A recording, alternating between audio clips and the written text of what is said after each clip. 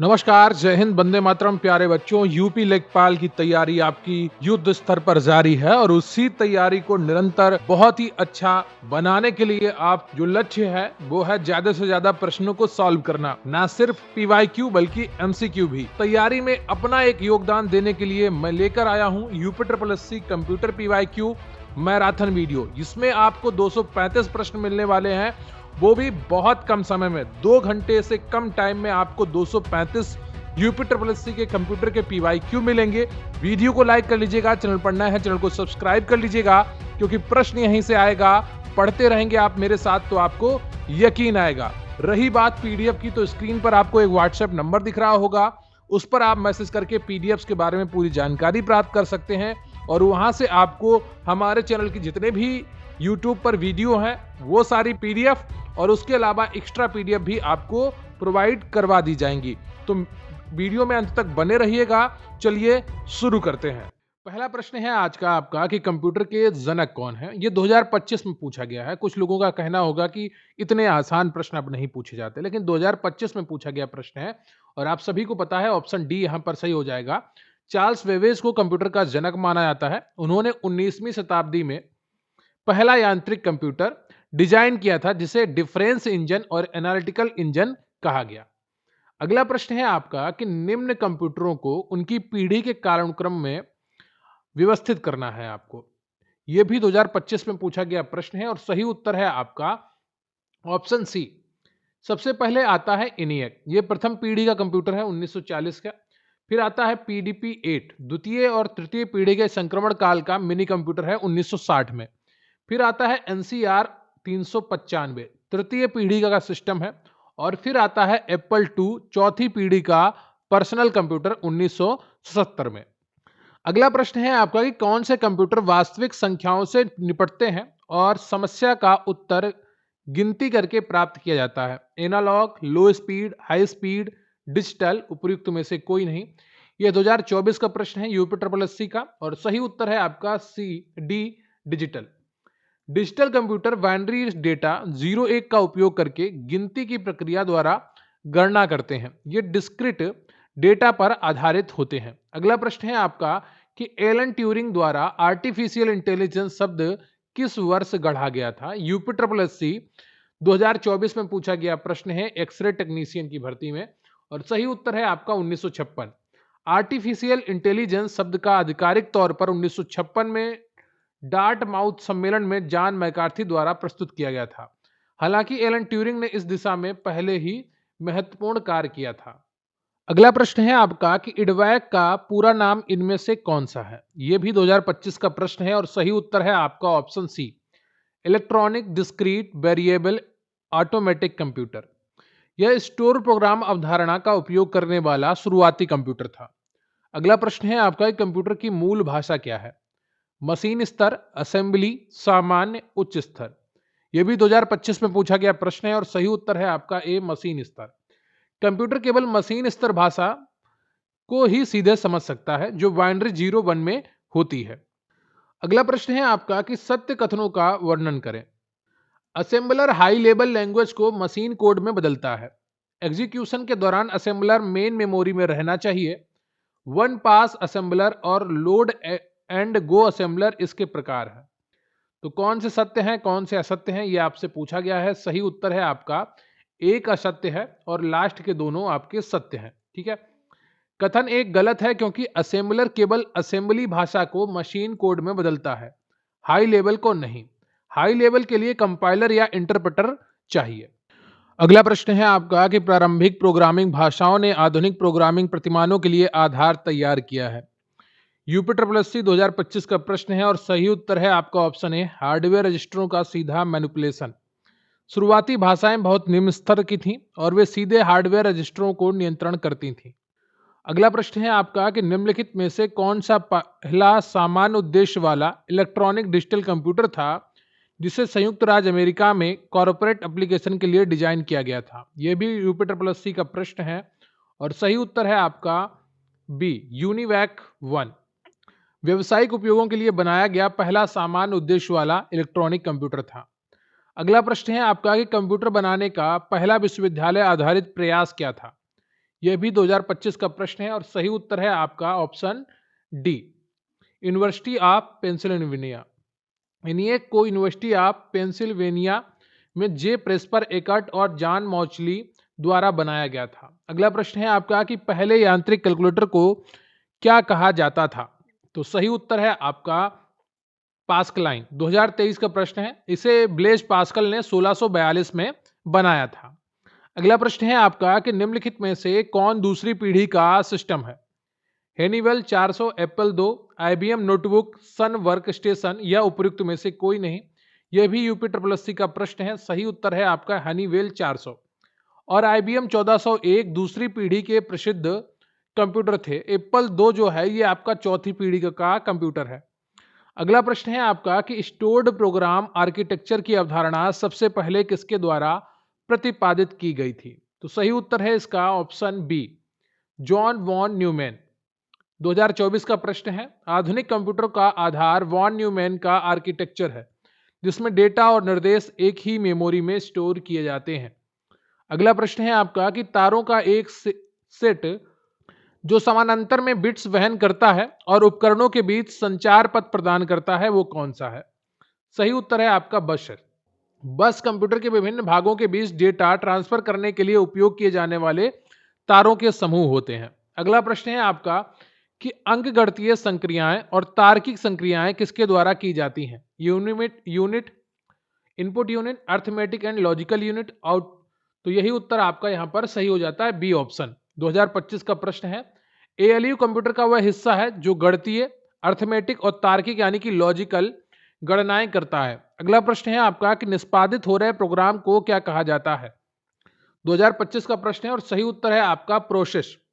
एक प्रोग्राम जब मेमोरी में लोड होकर सीपीयू द्वारा रन किया जाता है तो उसे प्रोसेस कहते हैं। अगला प्रश्न है आपका 2025 का प्रश्न है, कथन है कि एसएसडी एचडीडी की तुलना में तेज डेटा एक्सेस प्रदान करती है। बिल्कुल सही है। कारण है एसएसडी फ्लैश मेमोरी का उपयोग करता है जबकि एचडीडी यांत्रिक भागों पर निर्भर करता है। तो ये सही व्याख्या है।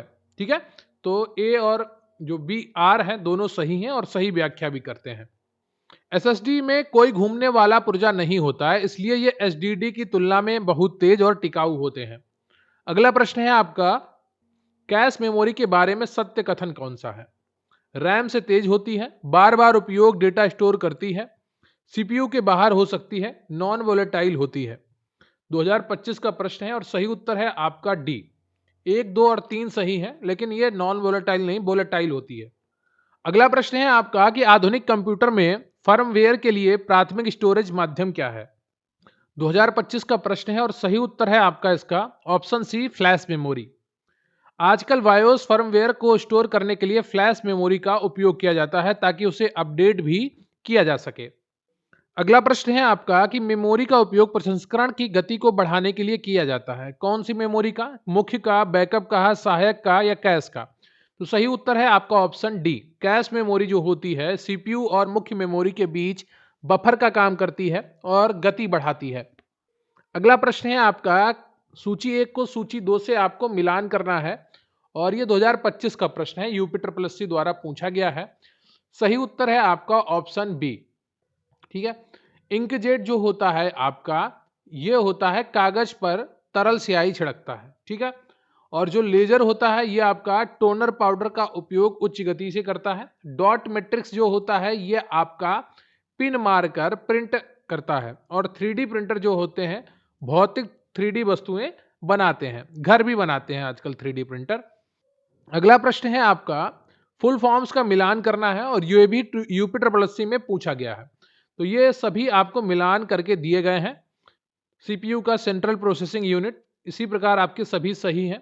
तो यहाँ पर बी ऑप्शन आपका सही है। ठीक है, अगला प्रश्न है आपका कि भंडारण क्षमता इकाइयों का मिलान कीजिए। किलोबाइट में 1024 बाइट्स होते हैं, गीगाबाइट में 1024 MB होते हैं, टेराबाइट में 1024 GB होते हैं और मेगाबाइट में 1024 KB होते हैं। 2025 में पूछा गया प्रश्न है और सही उत्तर है आपका। अगला प्रश्न है आपका कि निम्नलिखित में से कौन सा सेंट्रल प्रोसेसिंग यूनिट के बारे में गलत है? एलयू इनपुट लेने और इसे संकेत में बदलने के लिए जिम्मेदार है। बिल्कुल ये गलत है। ठीक है, और बाकी सब सही है। इनपुट लेने और उसे सिग्नल में बदलने का काम इनपुट डिवाइस और कंट्रोल यूनिट करता है, एलयू का नहीं। एलयू केवल गणना और तर्क का कार्य करता है। चुंबकीय मैग्नेटिक डिस्क की भंडारण क्षमता निर्भर नहीं करती है। किस पर निर्भर नहीं करती है, यह आपसे पूछा गया है और 2025 का प्रश्न है।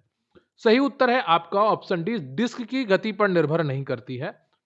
डिस्क की गति और परफॉर्मेंस बढ़ती है, ठीक है, लेकिन भंडारण क्षमता पर कोई फर्क नहीं पड़ता है। क्षमता डिस्क के घनत्व और आकार पर निर्भर करती है। अगला प्रश्न है आपका कि किस प्रकार की मेमोरी हार्ड ड्राइव पर स्वैप फाइल में डेटा संग्रहित करती है। 2025 का यह भी प्रश्न है और सही उत्तर है आपका ए, वर्चुअल मेमोरी। अगला प्रश्न है आपका कि डीपीआई का मतलब क्या है। डेटा पर inch, data programme instruction, dots पर इंच, डुप्लीकेट फोटो इंटरफेस, उपयुक्त में से कोई नहीं। यूपी नेत्र परीक्षण अधिकारी 2025 का प्रश्न है और सही उत्तर है आपका ऑप्शन सी। डीपीआई प्रिंटर की गुणवत्ता या रेजोल्यूशन मापने की इकाई है। जितने ज्यादा डॉट्स उतनी साफ छपाई। अगला प्रश्न है आपका कि एलयू का प्राथमिक कार्य क्या है। तो सही उत्तर है आपका गणना और तार्किक संक्रियाएं करना। बी ऑप्शन सही हो जाएगा। यूपी होम्योपैथिक 2025 का प्रश्न है। और अगला प्रश्न है आपका कि वह सॉफ्टवेयर जिसे प्रतियों के पुनरावृत्तिकरण के लिए अधिकार के साथ उपलब्ध कराया जाता है वो कौन सा होता है। तो यानी कि उसको आप दोबारा बांट सकते हैं, पुनः वितरित कर सकते हैं। 2025 का प्रश्न है और सही उत्तर है आपका ऑप्शन सी, शेयरवेयर होता है। शेयरवेयर वह सॉफ्टवेयर है जो फ्री में आजमाने के लिए दिया जाता है और इसे दूसरों को बांटने की अनुमति होती है, लेकिन पूरी सुविधाओं के लिए बाद में पेमेंट करना पड़ता है। अगला प्रश्न है आपका कि एसएसडी के बारे में कौन से कथन सत्य हैं। 2025 का प्रश्न है। अनुक्रमिक डेटा के लिए एसडीडी से धीमी है, नैंड फ्लैश मेमोरी का उपयोग करती है, कोई मूविंग पार्ट नहीं होते हैं, कम बिजली की खपत करती है। तो सही उत्तर है आपका ऑप्शन बी, 2, 3 और 4 सही है। और एसएसडी एसडीडी से तेज होती है, धीमी नहीं होती है। अगला प्रश्न है आपका कि भंडारण प्रौद्योगिकी का मिलान कीजिए। A B C D 4 option दिए गए हैं, इधर इनका मिलान दिया गया है। 2025 का प्रश्न है और ये सभी सही मिलान करके ही रखे गए हैं। तो ए ऑप्शन सी ऑप्शन यहाँ पर सही हो जाएगा। ए का है आपका विद्युत रूप से मिटाने योग्य, बी का है पीसीआई एक्सप्रेस बस के माध्यम से एसएसडी को जोड़ती है कौन, एनबीएमई। एसडीडी क्या है, यांत्रिक मूविंग पार्ट्स, चुंबकीय स्टोरेज होती है। डी रैम क्या है, तेज वोलेटाइल मेमोरी है, निरंतर रिफ्रेश आवश्यक है। अगला प्रश्न है आपका कि कंप्यूटर सिस्टम में रोम रीड ओनली मेमोरी की क्या भूमिका है। सही उत्तर है आपका फर्मवेयर और स्टार्टअप निर्देशों को संग्रहित करना। रोम एक स्थायी मेमोरी है जिसमें कंप्यूटर को शुरू करने वाले निर्देश बायोस होते हैं। अगला प्रश्न है आपका कि एक मेमोरी प्रबंधन तकनीकी है जो रैम को बढ़ाने के लिए हार्ड ड्राइव के एक हिस्से को वर्चुअल मेमोरी के रूप में उपयोग करती है। पेजिंग, स्पूलिंग, थ्रैशिंग, डिफ्रैगमेंटेशन, उपयुक्त में से कोई नहीं। यूपी आउसलिपिक 2025 का प्रश्न है और सही उत्तर है आपका ऑप्शन ए, पेजिंग।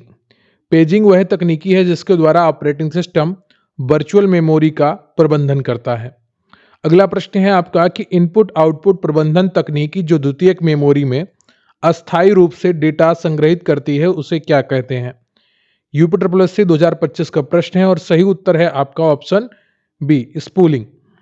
स्पूलिंग का उपयोग प्रिंटिंग जैसे कार्यों के लिए डेटा को अस्थायी रूप से डिस्क पर कतार में रखने के लिए किया जाता है। स्पूल होता है उसका फुल फॉर्म होता है साइमल्टेनियस पेरिफेरल ऑपरेशंस ऑनलाइन। अगला प्रश्न है आपका कि एक पेटाबाइट किसकी 1024 इकाइयों के बराबर है। यूपी 2025 का प्रश्न है और सही उत्तर है आपका option D, terabyte. 1024 TB equal to होगा 1 पीबी। अगला है कि कंप्यूटर मेमोरी के बारे में कौन सा कथन गलत है। डी रैम को समय समय पर रिफ्रेश करना पड़ता है, रोम स्थायी रूप से फर्मवेयर निर्देश स्टोर करता है, एसआरएम डीआरएम से तेज और महंगी है, कैश मेमोरी रैम की तुलना में धीमी लेकिन सस्ती है, उपयुक्त में से कोई नहीं। यूपी आउसलिपिक 2025 का प्रश्न है, सही उत्तर है आपका option D, cache memory RAM की तुलना में धीमी लेकिन सस्ती। ये गलत है, कैश मेमोरी तेज है, ठीक है। आपका अगला प्रश्न है कि हार्डवेयर घटकों का मिलान कीजिए। यहाँ पर 4 हार्डवेयर घटक दिए गए हैं। दूसरी तरफ उनका सही मिलान करके दिया गया है और यहाँ पर जो आपका ऑप्शन सही हो जाएगा वो ए हो जाएगा। ए का तीसरा है ग्राफिक्स और विजुअल डेटा की समर्पित प्रोसेसिंग, रैम सक्रिय प्रक्रियाओं के लिए स्थायी डेटा संग्रहण, एसएसडी स्थायी डेटा के लिए नॉन वोलेटाइल स्टोरेज और सीपीयू निर्देशों को निष्पादित और डेटा प्रोसेस करता है। तो ये आपका सही मिलान है। UP triple S C junior assistant 2025 में पूछा गया प्रश्न है। अगला प्रश्न है 38 सहायक मेमोरी गैर वाष्पशील होती है। सहायक स्टोरेज डिवाइसों के सबसे सामान्य रूप कैश और रैम है। इसको आपको बताना है कौन सा यहाँ पर आपका सत्य हो जाएगा और सही उत्तर है आपका ऑप्शन डी। एक सत्य है और दूसरा असत्य है। ठीक है, तो सहायक मेमोरी जैसे एसडीडी नॉन वोलेटाइल होती हैं और ये सत्य है। कैश और रैम प्राइमरी मेमोरी होती हैं और ये सहायक नहीं होती हैं। अगला प्रश्न है आपका कि इकाइयों का मिलान करना है आपको। एक तरफ मेमोरी की जो मात्रक है वो दिया गया है, दूसरी तरफ उनका दिया गया है। ठीक है, तो इसको आपको सही मिलान करना है और ये सुमेलित है। ठीक है, तो जो आपका बिट है सूचना की सबसे छोटी इकाई होती है 0 या 1। वाइट में 8 बिट्स मिलकर बना एक अक्षर वाइट होता है। किलोबाइट में 1024 बाइट्स होते हैं और मेगाबाइट में 1024 केबी होते हैं। गीगाबाइट में 1024 एमबी होते हैं। अगला जो प्रश्न है आपका यूपी ट्रिपल एस सी नेत्र परीक्षण अधिकारी 2025 में पूछा गया है। सेंट्रल प्रोसेसिंग यूनिट सीपीयू की मूल संगणना इकाई को क्या कहते हैं? तो इसको कहते हैं कोर। ठीक है, कोर होता है, एक कोर, दो कोर का सीपीयू होता है। तो एक प्रोसेसर में कई कोर हो सकते हैं। कोर ही वास्तविक इकाई है जो गणना का कार्य करती है। अगला प्रश्न है आपका कंप्यूटर सिस्टम में अंक गणितीय तर्क इकाई क्या करती है? एएलयू क्या करती है? ये अंक गणितीय और बुलियन तार्किक की गणना करती है। यूपी ट्रिपल सी नेत्र परीक्षण अधिकारी 2025 का प्रश्न है और यहाँ पर ए ऑप्शन आपका सही हो जाएगा। एएलयू जोड़, घटाव और तुलना जैसे एंड और नॉट का कार्य करती है। तो ये गेट होते हैं। अगला प्रश्न है आपका कंप्यूटर का सीपीयू लाखों छोटे स्विचों से बना होता है जिन्हें क्या कहते हैं? वाइट्स कहते हैं, विट्स कहते हैं, ट्रांजिस्टर्स कहते हैं, रजिस्टर्स कहते हैं।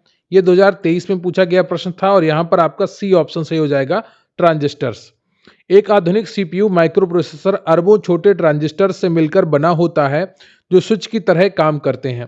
अगला प्रश्न है आपका कि प्रोसेसर के किस भाग में ऑपरेशन करने के लिए आवश्यक हार्डवेयर होता है? तो सही उत्तर है आपका यहाँ पर सी, डेटा पथ। 2024 का प्रश्न है। डेटा पथ में वे सभी हार्डवेयर घटक एएलयू, रजिस्टर्स आदि होते हैं जो डेटा पर वास्तविक ऑपरेशन करते हैं। अगला प्रश्न है आपका कि कंप्यूटर के संदर्भ में पोस्ट का क्या अर्थ है? तो पावर ऑन सेल्फ टेस्ट, ये इसका सही अर्थ होता है। 2024 का प्रश्न है। ए ऑप्शन आपका सही हो जाएगा। कंप्यूटर चालू होते ही बायोस द्वारा सभी हार्डवेयर की जांच करना पोस्ट कहलाता है। अगला प्रश्न है आपका कि प्रोग्रामों का वह समूह कौन सा है जो कंप्यूटर को कार्य करने के लिए प्रेरित करता है? कंपनी, कार्मिक, उपयोगकर्ता, सॉफ्टवेयर, हार्डवेयर, उपयुक्त में से कोई नहीं। और सही उत्तर है आपका सी, सॉफ्टवेयर। सॉफ्टवेयर दो प्रकार के होते हैं, एक सिस्टम सॉफ्टवेयर जिसको ऑपरेटिंग सॉफ्टवेयर भी कहते हैं और दूसरे होते हैं एप्लीकेशन सॉफ्टवेयर। ठीक है, तो सॉफ्टवेयर निर्देशों का समूह है जो हार्डवेयर को बताता है कि क्या करना है। अगला प्रश्न है आपका कि मोबाइल, टैबलेट, स्क्रीन प्रकार का मिलान कीजिए। तो यहाँ पर एक तरफ मोबाइल, टैबलेट की जो स्क्रीनें होती हैं उनके टाइप दिए गए हैं, दूसरी तरफ उनकी क्वालिटी कैसी होती है, कैसे काम करते हैं वो दिया गया है। AMOLED जीवंत रंग सेल्फ लिट पिक्सल होता है इनका। LCD में बैकलिट होता है, बजट डिवाइसेस में सामान्य है। तो जो सस्ते स्मार्टफोन आते हैं उनमें ये प्रयोग होता है LCD। जो थोड़े महंगे स्मार्टफोन होते हैं उसमें AMOLED प्रयोग होता है। रेटिना डिस्प्ले उच्च पिक्सल घनत्व वाले होते हैं। ई इंक कम पावर और ई रीडर्स में उपयोग होते हैं। 2025 का प्रश्न है, यहाँ पर आपका बी ऑप्शन सही हो जाएगा।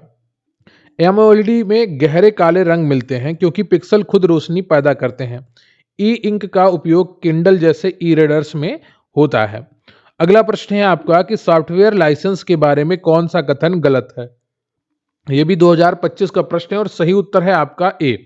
MIT लाइसेंस के लिए संशोधनों को सार्वजनिक करना आवश्यक है, ये गलत है। MIT लाइसेंस एक अनुमेय परमिशिव लाइसेंस है, यह संशोधनों को सार्वजनिक करने के लिए बाध्य नहीं करता।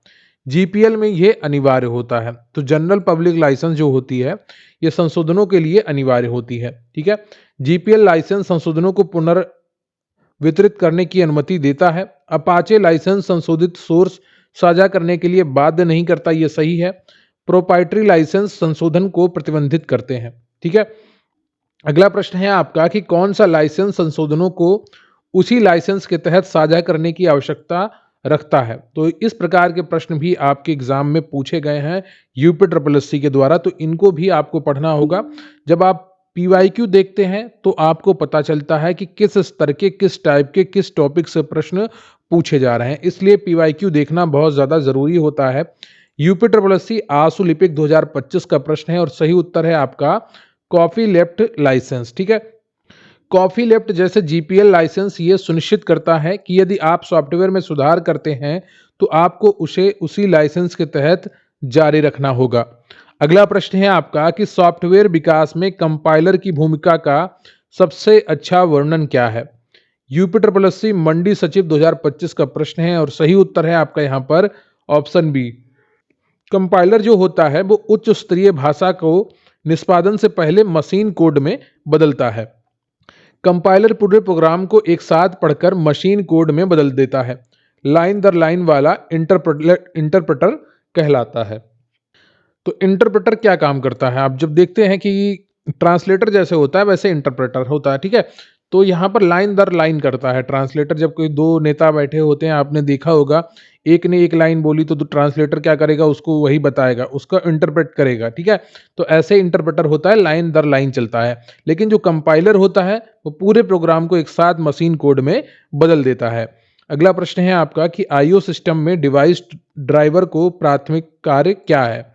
तो यूजर कमांड को असेंबली में बदलना, प्रोसेसर की गति बढ़ाना, ऑपरेटिंग सिस्टम और हार्डवेयर के बीच मध्यस्थ के रूप में कार्य करना। तो यही ऑप्शन आपका सही हो जाएगा, 2025 का यही प्रश्न है। ठीक है, अगला प्रश्न है आपका कि विंडोज 10 में अंडू करने के लिए शॉर्टकट कुंजी क्या है। यह भी UPSSC का प्रश्न है और सही उत्तर है आपका Ctrl+Z से अंडू होता है और Ctrl+Y से रीडू होता है। ठीक है, तो ये चीज ध्यान रखिएगा। अगला जो प्रश्न है वो कथन आधारित है और ये भी 2025 का प्रश्न है। तो जो 2025 में जब आप प्रश्नों का स्तर देखते हैं तो वो काफी अच्छा हो गया था। कुछ प्रश्न आसान भी वहां पर देखने को मिले थे, लेकिन कंप्यूटर में प्रश्नों का लेवल बहुत ही अच्छा हो गया है UPSSC के द्वारा, जो लगातार पूछे जा रहे हैं। प्रश्न है कि विंडोज टास्कबार खुले अनुप्रयोगों के बीच स्विच करने की अनुमति देता है। कारण दिया गया है टास्क बार पर प्रत्येक आइकन केवल एक न्यूनतम अनुप्रयोग को दर्शाता है। तो बताइएगा कौन सा ऑप्शन आपका यहाँ पर सही हो जाएगा। और UPSSC प्रावधिक सहायक 2025 का प्रश्न है, सही उत्तर है आपका ऑप्शन सी, ए सही है पर आर गलत है। टास्क बार पर आइकन केवल मिनिमाइज्ड के लिए नहीं बल्कि खुले हुए और पिन किए गए एप्स को भी दर्शाते हैं। अगला प्रश्न है आपका कि निम्नलिखित में से कौन सा इमेज फाइल एक्सटेंशन नहीं है। JPG इमेज है, PNG इमेज है, WMA क्या होता है ये आपको पता करना है, UPSSC का प्रश्न है।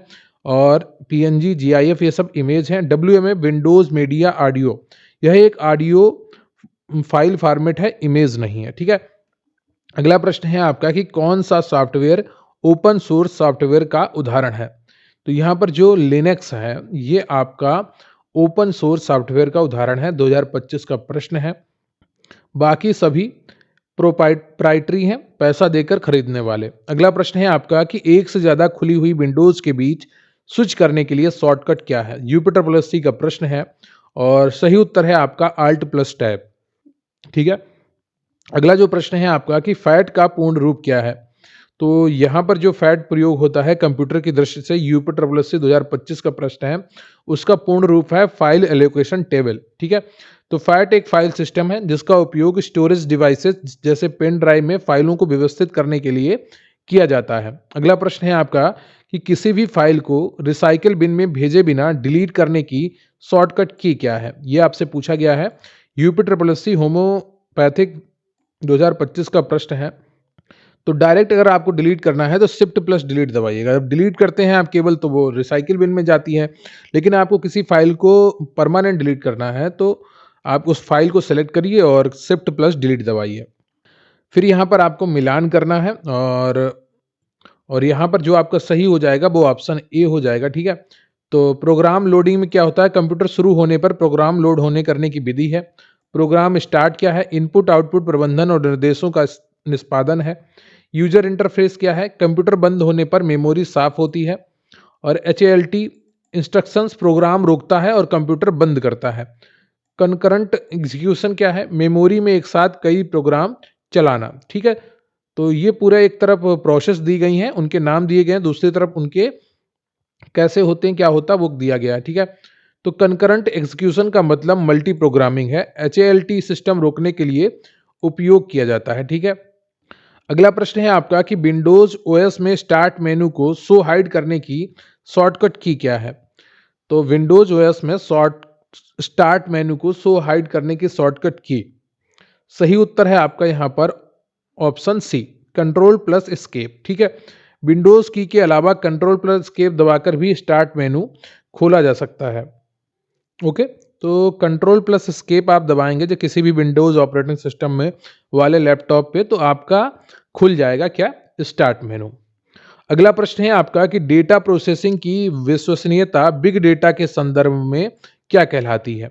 वेरोसिटी, वेलोसिटी, वॉल्यूम और वैरायटी। बताइएगा कौन सा ऑप्शन आपका सही हो जाएगा। UPSC होम्योपैथिक 2025 का प्रश्न है। सही उत्तर है आपका वेरोसिटी। बिग डेटा के 5 वी हैं और वेरासिटी का अर्थ डेटा की सच्चाई और विश्वसनीयता होता है, ठीक है। किस शॉर्टकट का उपयोग विंडोज एक्सप्लोरर खोलने के लिए किया जाता है। Windows plus W, Windows plus R, Windows plus E, Windows plus X. सही उत्तर है आपका विंडोज प्लस ई, ठीक है।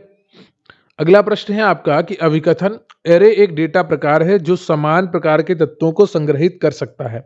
कारण दिया गया है कि एरे के तत्वों को इंडेक्स द्वारा संबोधित किया जाता है जो 0 से प्रारंभ होता है। तो बताइएगा कौन सा ऑप्शन आपका यहाँ पर सही हो जाएगा। और सही उत्तर है आपका ऑप्शन बी, ए और आर दोनों सही हैं तथा आर सही व्याख्या है, ठीक है। एरे एक लीनियर डेटा स्ट्रक्चर है जो होमोजीनियस एक जैसे डेटा को स्टोर करता है और इसकी इंडेक्सिंग हमेशा 0 से शुरू होती है। अगला प्रश्न है आपका कि फाइल बैकअप क्या है। डेटा की प्रति बनाने और संग्रहित करने की प्रक्रिया है और फाइलों को हटाने की प्रक्रिया है। तो प्रति बनाते हैं और उसको संग्रहित करते हैं, ठीक है। ए ऑप्शन आपका सही हो जाएगा। UPSC नेत्र परीक्षण अधिकारी 2025 का प्रश्न है। बैकअप का मतलब है मूल डेटा को खो जाने की स्थिति में सुरक्षा के लिए उसकी एक कॉपी अलग जगह रखना। तो जो फाइल आप मोबाइल में सेव करते हैं, अगर वही चीज़ आप गूगल फोटोज में सेव कर लेते हैं, गूगल ड्राइव में सेव कर लेते हैं, तो वो बैकअप हो जाता है उसका, ठीक है। प्रश्न है कि MS वर्ड 365 में जब आप टेक्स्ट को सिलेक्ट करते हैं और फिर बैक स्पेस कुंजी दबाते हैं तो क्या होता है। UPSC का प्रश्न है और इसका जो सही उत्तर है वो है बी ऑप्शन, चयनित टेक्स्ट डिलीट हो जाता है। MS वर्ड में यदि कोई टेक्स्ट पहले से सिलेक्ट किया गया है तो बैक स्पेस या डिलीट दबाने पर वह पूरा चयनित हिस्सा हट जाता है। यदि कुछ सिलेक्ट ना हो तो बैक स्पेस कर्सर के बाईं ओर का एक अक्षर डिलीट करता है, ठीक। अगला प्रश्न है आपका कि MS वर्ड में रिक्त स्थान सुविधा का उपयोग प्रत्येक पृष्ठ के शीर्ष पर सामग्री प्रदर्शित करने के लिए किया जाता है, जबकि रिक्त स्थान सुविधा का उपयोग कई प्राप्तकर्ताओं के लिए ईमेल पत्र तैयार करने के लिए किया जाता है। हेडर मेल मर्ज, ठीक है। तो ये आपका सही हो जाएगा बी ऑप्शन। UPSC 2025 में पूछा गया प्रश्न है। प्रश्न के सबसे ऊपरी हिस्से को हेडर कहा जाता है जो हर पेज पर दिखाई देता है। मेल मर्ज का उपयोग एक ही पत्र को कई लोगों को भेजने के लिए किया जाता है। अगला प्रश्न है आपका कि MS वर्ड 2010 में पेज नंबर ऑप्शन निम्नलिखित में से किस मेनू के अंतर्गत आता है। Header and footer, pages, home tab, page layout, उपयुक्त में से कोई नहीं। सही उत्तर है आपका option A, header and footer. Header and footer page number डालने का विकल्प इंसर्ट टैब के अंदर हेडर एंड फुटर ग्रुप में मिलता है। अगला प्रश्न है आपका कि पेस्ट के लिए शॉर्टकट की क्या है। तो UPSC 2025 का प्रश्न है। बहुत से लोग कहते हैं कि अब इतने आसान प्रश्न नहीं आते, देखिए आया है, ठीक है। तो सभी को ये पता भी नहीं होता, याद भी नहीं रहता है। कंट्रोल प्लस बी देखने के लिए बहुत आसान है, लेकिन एग्जाम हॉल में बहुत से लोगों को ये आता नहीं और गलत हो जाता है। कॉपी किए गए डेटा को चिपकाने यानी कि पेस्ट करने के लिए कंट्रोल प्लस बी का उपयोग होता है। कंट्रोल प्लस एक्स कट करने के लिए प्रयोग में लिया जाता है और कंट्रोल प्लस सी कॉपी करने के लिए होता है।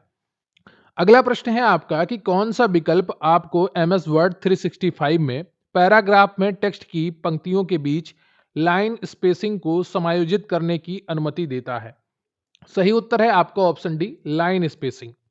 लाइन स्पेसिंग विकल्प का उपयोग पैराग्राफ के अंदर दो लाइनों के बीच की दूरी को घटाने या बढ़ाने के लिए किया जाता है। अगला प्रश्न है आपका कि चयनित टेक्स्ट के केस को शीघ्रता से अपर केस में बदलने के लिए किस एक्शन का उपयोग करेंगे। तो यहां पर आपसे शॉर्टकट की पूछी है टेक्स्ट को अपर केस में बदलने के लिए। 2025 का प्रश्न है और सही उत्तर है आपका option D, shift plus F3। Shift plus F3 एक टॉगल शॉर्टकट है जो टेक्स्ट को अपर केस, लोअर केस और सेटिंग सेंटेंस केस में बारी बारी से बदलता है। तो एक ही की से आप तीनों केस में बदल सकते हैं। अगला है कि आप एमएस वर्ड 365 से संबंधित कथनों पर विचार करें। कंट्रोल प्लस एक्स का उपयोग डॉक्यूमेंट को कॉपी करने के लिए किया जाता है। कंट्रोल प्लस बी का उपयोग डॉक्यूमेंट को मूव करने के लिए किया जाता है। बताइएगा कौन सा ऑप्शन आपका सही है और सही उत्तर है आपका ऑप्शन ए, कोई भी नहीं सही है, क्योंकि कंट्रोल एक्स कट करने के लिए प्रयोग में लाया जाता है और कंट्रोल प्लस बी पेस्ट करने के लिए उपयोग में लाया जाता है, ना कि मूव करने के लिए। ठीक है, अगला प्रश्न है आपका कि एमएस वर्ड में फॉन्ट डायलॉग बॉक्स खोलने का शॉर्टकट क्या है। Control plus Q, control plus shift plus F, इस प्रकार से ऑप्शन दिए गए हैं। 5/2025 का यह भी प्रश्न है। सही उत्तर है आपका control plus shift plus F, B option यहां पर सही हो जाएगा। फॉन्ट डायलॉग बॉक्स खोलने के लिए कंट्रोल प्लस डी या control plus shift plus F का उपयोग किया जाता है। अगला प्रश्न है आपका कि हम कर्सर को माइक्रोसॉफ्ट वर्ड 365 डॉक्यूमेंट की शुरुआत में किस प्रकार ला सकते हैं। दबाकर, control plus home, control plus page down दबाकर, control plus end, control plus page up दबाकर। तो सही उत्तर है इसका कंट्रोल प्लस होम। ठीक है, यूपिटर प्लस सी का प्रश्न है कर्सर सीधे डॉक्यूमेंट के पहले पेज की पहली लाइन पर पहुंच जाता है। कंट्रोल प्लस एंड से डॉक्यूमेंट के अंत में पहुंचते हैं। अगला प्रश्न है आपका कि एमएस वर्ड में कौन सी सुविधा आपके दस्तावेज को डेटा स्रोत से लिंक करने और व्यक्तिकृत पत्र या लेबल तैयार करने की अनुमति देती है। Cross reference, bookmark, mail merge, table of contents उपयुक्त में से कोई नहीं। यूपिटर प्लस सी कनिष्ठ सहायक 2025 का प्रश्न है और सही उत्तर है आपका option C, mail merge. Mail merge के द्वारा आप एक ही लेटर को डेटाबेस जैसे एक्सेल सीट से जोड़कर अलग अलग लोगों के नाम के साथ तैयार कर सकते हैं। अगला प्रश्न है आपका कि एमएस वर्ड 365 में निम्नलिखित में से किस टैब में बुलेट्स और नंबरिंग मौजूद होते हैं। Home, file, edit, page layout उपयुक्त में से कोई नहीं। सही उत्तर है आपका होम। बुलेट्स और नंबरिंग का विकल्प होम टैब के अंदर पैराग्राफ ग्रुप में पाए जाते हैं। अगला प्रश्न है आपका कि एमएस वर्ड में कौन सी सुविधा आपको दस्तावेज के विभिन्न अनुभागों में फॉर्मेटिंग विशेषताओं जैसे फॉन्ट, रंग और स्पेसिंग को एक समान रूप से लागू करने की अनुमति देती है। स्टाइल्स, तो ये सही उत्तर है आपका ऑप्शन है स्टाइल्स। यूपिटर प्लस सी सहायक स्टोर कीपर 2025 का प्रश्न है। स्टाइल्स का उपयोग करके आप पूरे डॉक्यूमेंट्स में हेडिंग्स और पैराग्राफ्स की फॉर्मेटिंग को एक जैसा रख सकते हैं। अगला प्रश्न है आपका कि निम्नलिखित में से कौन सा कथन गलत है। यूपिटर प्लस सी कनिष्ठ विश्लेषक खाद्य 2025 का प्रश्न है और यहाँ पर जो सही उत्तर है आपका वो कीबोर्ड सिस्टम यूनिट का एक हिस्सा है। तो ये सिस्टम यूनिट का हिस्सा नहीं है, ये इनपुट डिवाइस है। ठीक है, सिस्टम यूनिट सीपीयू बॉक्स का हिस्सा, जो सिस्टम यूनिट वो होते हैं जो सीपीयू बॉक्स में होते हैं। ठीक है, रिसोर्स किसी भी कंप्यूटर घटक को संदर्भित करता है, सही है। कैप्स लॉक टॉगल कुंजी का एक उदाहरण है। कंट्रोल प्लस शिफ्ट मॉडिफायर कुंजी है। ठीक है, तो ये सारी चीजें आप ध्यान रखिएगा। अगला प्रश्न है आपका कि निम्नलिखित में से कौन सा कमांड पैराग्राफ फॉर्मेटिंग को हटा देता है। Copy, control plus L, open, control plus H. यूपिटर प्लस सी कनिष्ठ विश्लेषक 2025 का प्रश्न है और सही उत्तर है आपका उपयुक्त में से कोई नहीं। फॉर्मेटिंग, पैराग्राफ फॉर्मेटिंग हटाने के लिए कंट्रोल प्लस क्यू का उपयोग किया जाता है। ठीक है, ये चीज ध्यान रखिएगा। अगला प्रश्न है आपका कि एमएस वर्ड 365 में आप स्पेलिंग और ग्रामर चेक फीचर को कैसे एक्सेस कर सकते हैं? होम टैब में है, व्यू टैब में है, रिव्यू टैब में है या ये इंसर्ट टैब में है? सही उत्तर है आपका रिव्यू टैब में है ये। स्पेलिंग और ग्रामर चेक करने की सुविधा रिव्यू टैब के अंदर प्रूफिंग ग्रुप में होती है। इसका शॉर्टकट F7 होता है। अगला प्रश्न है आपका कि यदि किसी पावर पॉइंट प्रेजेंटेशन में संवेदनशील डेटा हो तो आप फाइल को एनक्रिप्ट कर किससे सुरक्षित कर सकते हैं? Password, protect, presentation, public. सही उत्तर है आपका यहाँ पर ए, पासवर्ड। फाइल को सुरक्षित करने के लिए एनक्रिप्ट विद पासवर्ड विकल्प का उपयोग किया जाता है, जिससे केवल पासवर्ड वाला व्यक्ति ही इसे खोल सके। अगला प्रश्न है आपका कि बराबर स्थानों को बाईं ओर जंप करने के लिए किस कुंजी का उपयोग किया जाता है? तो सही उत्तर है आपका यहाँ पर शिफ्ट प्लस टैब। ठीक है, 2024 का प्रश्न है। टैब कुंजी दाईं ओर जंप करने के लिए होती है, जबकि शिफ्ट प्लस टैब का उपयोग वापस बाईं ओर जंप करने के लिए होता है। अगला प्रश्न है आपका कि माइक्रोसॉफ्ट वर्ड जैसे वर्ड प्रोसेसिंग सॉफ्टवेयर की कौन सी विशेषता दस्तावेज शीर्षकों के आधार पर विषय सूची बनाने में सक्षम बनाती है? 2023 का प्रश्न है और सही उत्तर है आपका सही बी, स्टाइल्स। जब आप शीर्षकों को हेडिंग 1, हेडिंग 2 जैसे स्टाइल्स देते हैं तभी वर्ड स्वचालित रूप से टेबल ऑफ कंटेंट्स अनुक्रमणिका तैयार कर पाता है। ठीक है, अब हम बढ़ेंगे एमएस एक्सेल की तरफ। इससे जुड़े हुए जो प्रश्न परीक्षाओं में पूछे गए हैं, तो निम्नलिखित एमएस एक्सेल फार्मूला का परिणाम क्या होगा? फैक्टोरियल 0, फैक्टोरियल 3 और फैक्टोरियल 5, इनको जोड़ा गया है। फैक्टोरियल क्या होता है वो आपको समझना होगा और उसके आधार पर आप इन प्रश्नों को बहुत आसानी से कर पाएंगे। अगर आप मैथ के स्टूडेंट रहे होंगे और कंप्यूटर के, तो आपने फैक्टोरियल के बारे में काफ़ी पढ़ा होगा, बहुत सारे प्रश्न किए होंगे। अगर नहीं किए हैं तो कोई बात नहीं, अभी बहुत आसानी से आप इसको समझ जाएंगे। यहाँ पर 127 इसका उत्तर होगा। फैक्टोरियल 0 का मान सदैव 1 होता है, ये याद करिएगा। फैक्टोरियल 3 का मतलब क्या होता है? 3 गुणे 2 गुणा 1 6। उल्टा गिनती गिनते हैं और जब तक 1 तक नहीं पहुंच जाते हैं मल्टीप्लाई करते रहते हैं। ठीक है, फैक्टोरियल का मतलब ये होता है। फैक्टोरियल 5, तो यहाँ पर 5 गुणे 4 गुणे 3 गुणे 2 गुणे 1 120 हो जाता है। जब आप इनको जोड़ेंगे तो टोटल आपका 127 आता है। ठीक है, फैक्टोरियल 0 का मान सदैव 1 होता है, आप ध्यान रखिएगा। इसमें आप बिल्कुल भी चिंता मत करिएगा, ना ही डाउट में रहिएगा। बात करते हैं यहाँ पर क्वेश्चन नंबर 83 है और यहाँ पर आपको मर्ज करना है। ठीक है, मिलान करना है। तो मेल मर्ज क्या है, पिवट टेबल क्या है, ट्रैक चेंजेस क्या है, वी लुक अप क्या है, ये सब आपसे पूछा गया है। तो वी लुक अप क्या होता है? ऊर्ध्वाधर खोज होता है, वर्टिकल सर्च होता है। ट्रैक चेंजेस क्या होता है? संशोधन को ट्रैक करने की सुविधा। पिवट टेबल क्या होती है? डेटा विश्लेषण के लिए सारांश उपकरण। और मेल मर्ज क्या होता है? डेटाबेस से स्वचालित रूप से मर्ज करना। ठीक है, तो यूपीट्रिपल 2025 का प्रश्न है, सही उत्तर है आपका ए। पिवट टेबल डेटा को समराइज करता है और B look up vertical data खोजने के काम आता है। ठीक है, अगला प्रश्न है आपका कि अभिकथन ए एमएस एक्सेल में पिवट टेबल बड़े डेटा सेट के विश्लेषण में सक्षम करते हैं। ठीक है, और कारण दिया गया है पिवट टेबल उपयोगकर्ता को जटिल सूत्र लिखे बिना डेटा को फिल्टर और एकत्रित करने की अनुमति देते हैं। यूपीट्रिपल सहायक स्टोर कीपर 2025 का प्रश्न है और सही उत्तर है इसका दोनों सही है और व्याख्या भी सही है। ठीक है, पिवट टेबल का मुख्य लाभ यही है कि वह बिना जटिल फार्मूला लिखे बड़े डेटा को सारांशित कर सकता है। ठीक है, और उसका विश्लेषण करने में सक्षम बनाता है। अगला प्रश्न है आपका कि एमएस एक्सेल के बारे में गलत कथन का चयन करिए। ठीक है, यूपीट्रिपल प्रावधिक सहायक 2025 का प्रश्न है, सही उत्तर है इसका उपयुक्त को में से कोई नहीं, यानी कि सभी कथन इसके सही हैं। अब सही कथनों को हम पढ़ लेते हैं एक बार। सेल लॉकिंग से सेल सुरक्षित कर सकते हैं। चार्ज डेटा विजुलाइजेशन करने में मदद करता है। जो चार्ट डेटा होता है वो विजुलाइजेशन करने में मदद करता है। चार्ट बना के जब आप डेटा रखते हैं, अधिकतम 16,384 कॉलम हो सकते हैं। वो ड्रॉप डाउन सूचियां बनाने की अनुमति देता है। ठीक है, तो ये सारे काम एमएस एक्सेल में आप कर सकते हैं, इसलिए यह चारों पॉइंट सही है। निम्नलिखित एमएस एक्सेल फार्मूला का परिणाम क्या होगा? सीलिंग 7 5। यूपीट्रिपल का प्रश्न है, सही उत्तर है इसका ऑप्शन सी 10। सीलिंग फंक्शन दी गई संख्या 7 को उसके अगले निकटतम गुणांक तक राउंड करता है। तो 5 का अगला गुणांक क्या होगा? 10 होगा। ठीक है, अगला प्रश्न है आपका कि एक्सेल सेल संदर्भ के बारे में सही कथन क्या है? निरपेक्ष संदर्भ पंक्ति या स्तंभ को लॉक करने के लिए डॉलर का उपयोग करता है और यही आपका सही उत्तर है। UP triple S C junior assistant 2025 का प्रश्न है, डॉलर का उपयोग सेल लॉक करने के लिए होता है। एब्सोल्यूट सेल रेफरेंस $1 का उपयोग तब करते हैं जब हम चाहते हैं कि फार्मूला कॉपी करने पर सेल एड्रेस ना बदले।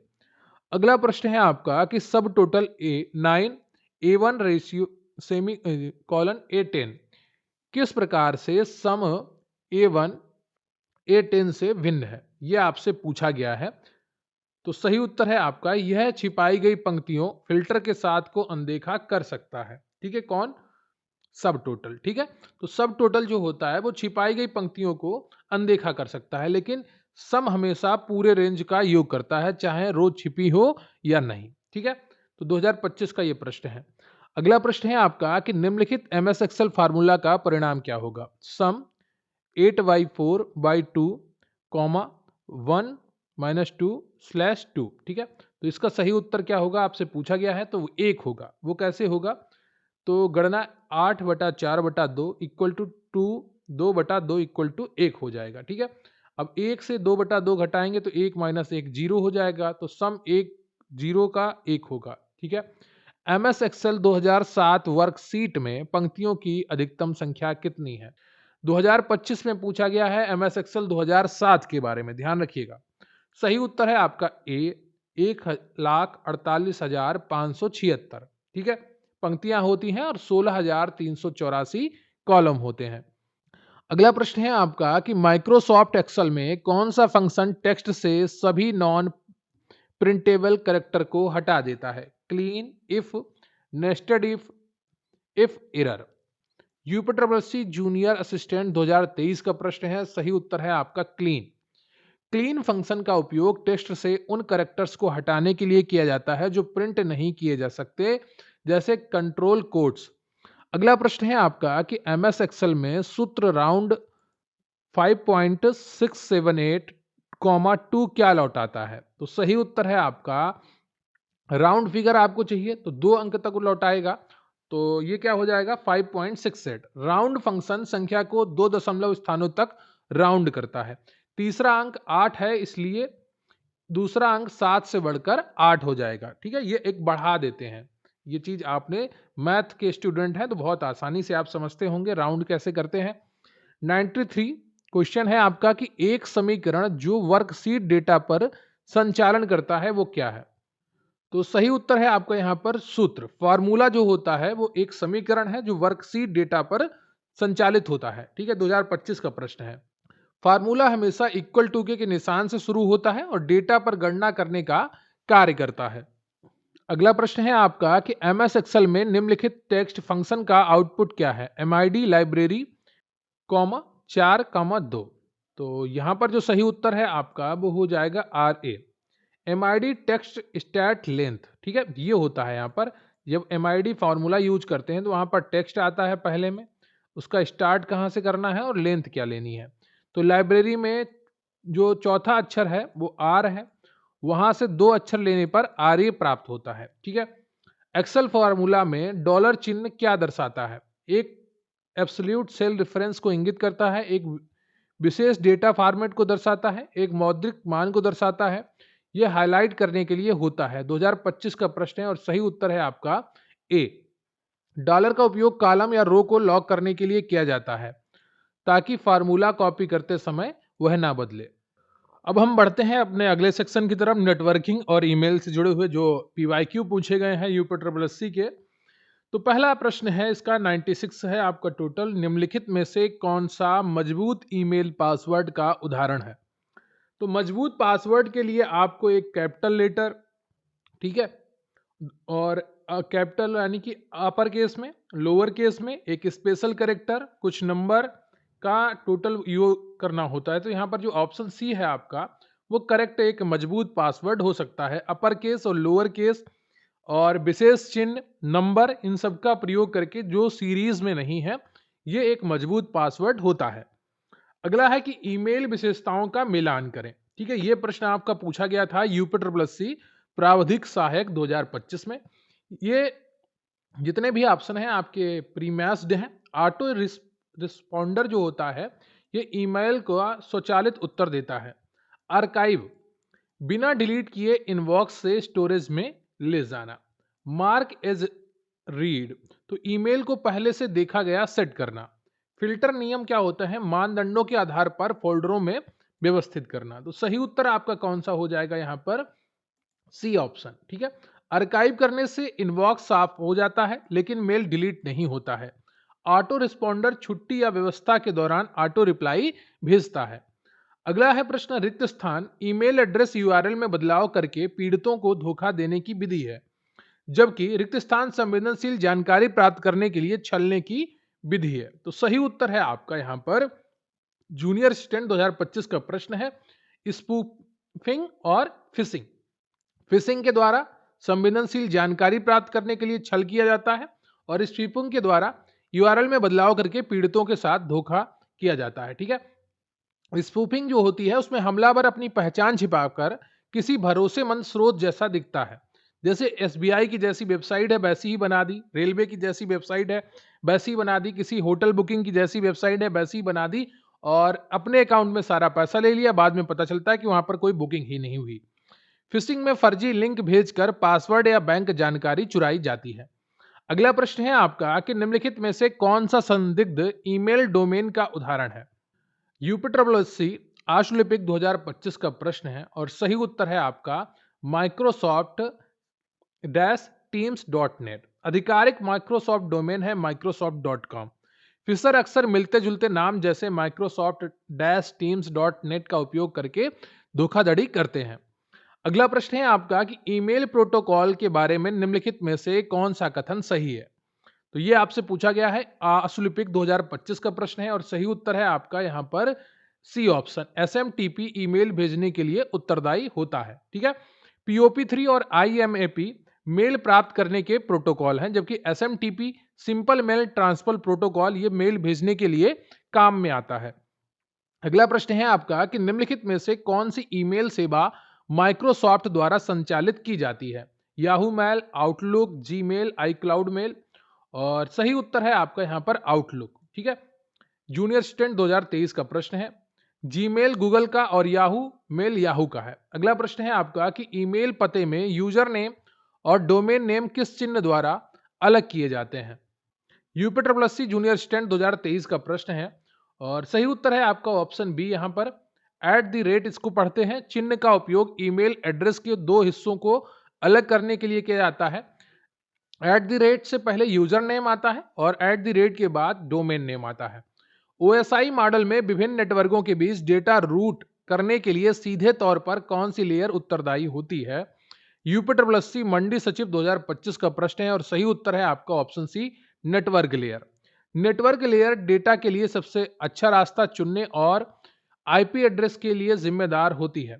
राउटर इसी लेयर पर काम करते हैं। अगला प्रश्न है आपका कि वितरित कंप्यूटिंग वातावरण में बड़े डेटा सेट को संग्रहित और संसाधित करने के लिए कौन सा ओपन सोर्स फ्रेमवर्क व्यापक रूप से उपयोग किया जाता है।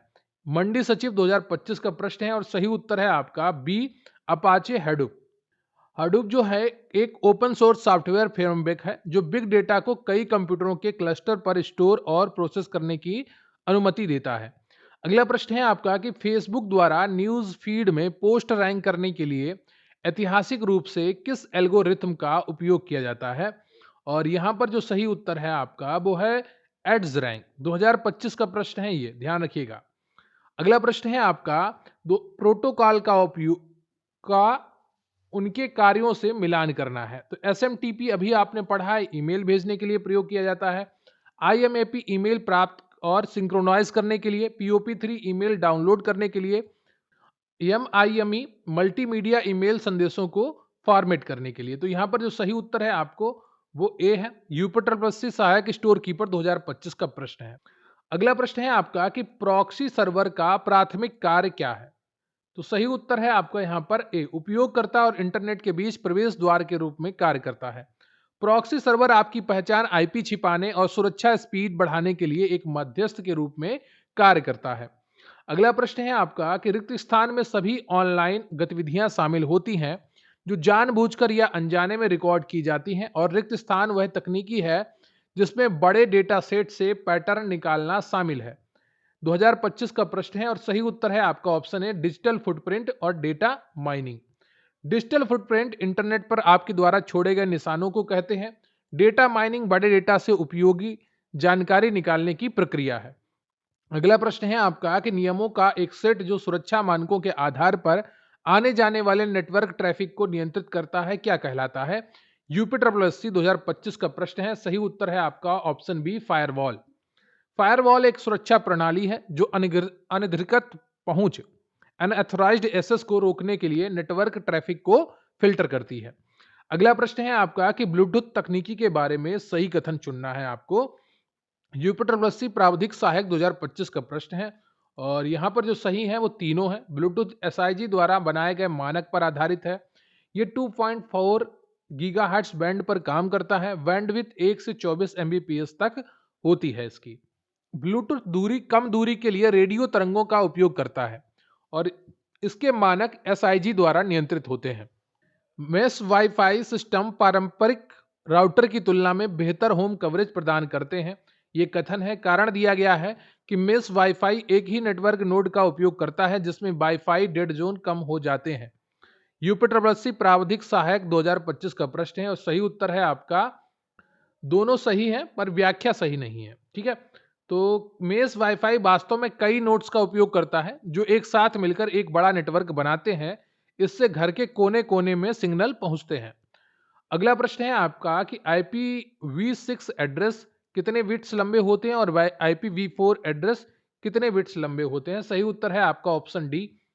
2025 में पूछा गया प्रश्न है। V4 32 बिट का होता है और V6 जो होता है ये 128 बिट का होता है। अगला प्रश्न है आपका इसी से संबंधित है। IPv6 को IPv4 को प्रतिस्थापित करने के लिए प्रस्तुत किया गया था। कारण IPv4 इंटरनेट के विकास के अनुरूप पर्याप्त आईपी एड्रेस उपलब्ध नहीं करा पाया। यूपी जूनियर स्टूडेंट 2025 का प्रश्न है और सही उत्तर है आपका दोनों सही है और व्याख्या भी सही है। ठीक है, दुनिया में इंटरनेट का उपयोग करने वाले डिवाइस बहुत बढ़ गए हैं जिससे IPv4 के एड्रेस खत्म हो रहे थे, इसलिए IPv6 लाया गया। अगला प्रश्न है आपका कि डोमेन नाम प्रणाली DNS के संबंध में गलत कथन की पहचान कीजिए। यूपी जूनियर असिस्टेंट 2025 का प्रश्न है और सही उत्तर है आपका ऑप्शन ई। ठीक है, गलत एक भी नहीं है। DNS सर्वर पोर्ट 53 का उपयोग करते हैं। DNS नामों को आईपी एड्रेस में बदलता है। DNS TCP और UDP दोनों का उपयोग करता है। DNS कैशिंग नेटवर्क दक्षता बढ़ाती है। ठीक है, अगला प्रश्न है आपका कि वह उपकरण या सॉफ्टवेयर जो इंटरनेट पर क्लाइंट अनुरोधों और सर्वर प्रतिक्रियाओं के बीच मध्यस्थ के रूप में कार्य करता है उसे क्या कहते हैं? यूपी जूनियर असिस्टेंट 2025 का प्रश्न है और सही उत्तर है आपका यहाँ पर proxy server. Proxy server client और वेब सर्वर के बीच एक बफर का या गेटवे का काम करता है। अगला प्रश्न है आपका कि कौन सा उपकरण होम नेटवर्क पर एकाधिक उपकरणों द्वारा पहुंचा जाने वाला केंद्रीकृत स्टोरेज प्रदान करता है? यूपी जूनियर स्टूडेंट 2025 का प्रश्न है और सही उत्तर है आपका option B network attached storage NAS। NAS एक हार्ड ड्राइव स्टोरेज है जो सीधे नेटवर्क से जुड़ा होता है जिससे घर के सभी कंप्यूटर और मोबाइल उस डेटा को एक्सेस कर सकें। अगला प्रश्न है आपका कि मैक एड्रेस के बारे में निम्नलिखित में से कौन सा कथन सही है? यह वाईफाई का पासवर्ड है। यह निर्माता द्वारा प्रत्येक डिवाइस को दिया गया विशिष्ट पहचान करता है। यह उपयोगकर्ता द्वारा दिया गया सीरियल नंबर है। यह एन्क्रिप्शन का एक प्रकार है। यूपी जूनियर स्टूडेंट 2025 का प्रश्न है और सही उत्तर है आपका ऑप्शन बी। यह निर्माता द्वारा प्रत्येक डिवाइस को दिया गया विशिष्ट पहचान करता है। ठीक है, मैक क्या है? Media access control address hardware का स्थायी एड्रेस होता है जिसे बदला नहीं जा सकता। इसे फिजिकल एड्रेस भी कहते हैं। अगला प्रश्न है आपका कि इंटरनेट सेवा को उसके प्रोटोकॉल से मिलान कीजिए। Email, news group, internet telephony, chat, instant messaging. तो ये सब आपके जो सामने दिए गए हैं सही सुमेलित हैं। ईमेल के लिए SMTP, POP3 और IMAP का प्रयोग होता है। न्यूज ग्रुप के लिए NNTP प्रोटोकॉल। इंटरनेट टेलीफोनी जो आप व्हाट्सएप पे कॉल करते हैं, टेलीग्राम पर कॉल करते हैं, उसके लिए वॉइस ओवर IP का प्रयोग होता है। चैट इंस्टेंट मैसेजिंग के लिए IRC जो गूगल मैसेज है आप प्रयोग करते हैं मैसेज, वो IRC का प्रयोग करते हैं। तो सही उत्तर है आपका ऑप्शन सी। ठीक है, अगला प्रश्न है आपका कि निम्नलिखित में से कौन सा प्रोटोकॉल डेटा लिंक लेयर 2 पर संचालित होता है? TCP, DNS, IP, PPP। यूपीट्रिपलसी आशुलिपिक 2025 का प्रश्न है। सही उत्तर है आपका PPP। Point two point protocol data link layer पर काम करता है, IP नेटवर्क लेयर पर और TCP ट्रांसपोर्ट लेयर पर काम करता है। इंफ्रारेड डेटा एसोसिएशन IRDA संचार के लिए निम्नलिखित में से क्या आवश्यक है? Mesh network, line of sight, NFC tag, Bluetooth pairing. UP triple C आशुलिपिक 2025 का प्रश्न है और सही उत्तर है आपका लाइन ऑफ साइट। इंफ्रारेड जैसी टीवी रिमोट का काम करने के लिए ट्रांसमीटर और रिसीवर का आमने सामने लाइन ऑफ साइट होना जरूरी है, क्योंकि किरणें दीवारों के आर पार नहीं जा सकती। अगला प्रश्न है आपका कि कौन सा IP address range automatic private IP addressing को इंगित करता है? यूपीट्रिपलसी आशुलिपिक 2025 का प्रश्न है और सही उत्तर है आपका 169। जब कंप्यूटर को DHCP सर्वर से IP नहीं मिल पाता है तो वह खुद को 169.254.0.1 से इसके बीच का एड्रेस दे देता है। इसे APIP कहते हैं। ठीक है, अगला प्रश्न है आपका कि नेटवर्क कमांड टूल को उसके कार्य से मिलान कीजिए। पिंग, IP कॉन्फ़िग, ट्रेस राउट, NS लुकअप। तो ये सारे आपके दिए गए हैं। तो पिंग डिवाइस के साथ कनेक्टिविटी की जांच करता है। IP कॉन्फ़िग सिस्टम का IP कॉन्फ़िगरेशन दिखाता है। ट्रेस रूट नेटवर्क में पैकेट के पथ को ट्रैक करता है और NS लुकअप DNS रिकॉर्ड प्रदान करता है। 2025 का प्रश्न है और यहाँ जो सही उत्तर है इसका वो है ऑप्शन डी। पिंग चेक करता है कि दूसरा कंप्यूटर जिंदा है या नहीं। ट्रेस रूट दिखाता है कि डेटा पैकेट कितने राउटर से होकर गुजर रहा है। अगला प्रश्न है आपका कि IT उपकरण को उनकी संचार प्रौद्योगिकी से मिलाइए। वायरलेस ईयरबड्स ब्लूटूथ का उपयोग करते हैं। ठीक है, स्मार्ट होम हब क्या करते हैं? Wifi Zigbee. ठीक है, GPS ट्रैकर सैटेलाइट आधारित सिग्नल होते हैं और NFC टैग क्या करते हैं? शॉर्ट रेंज वायरलेस संचार, स्पर्श और निकटता।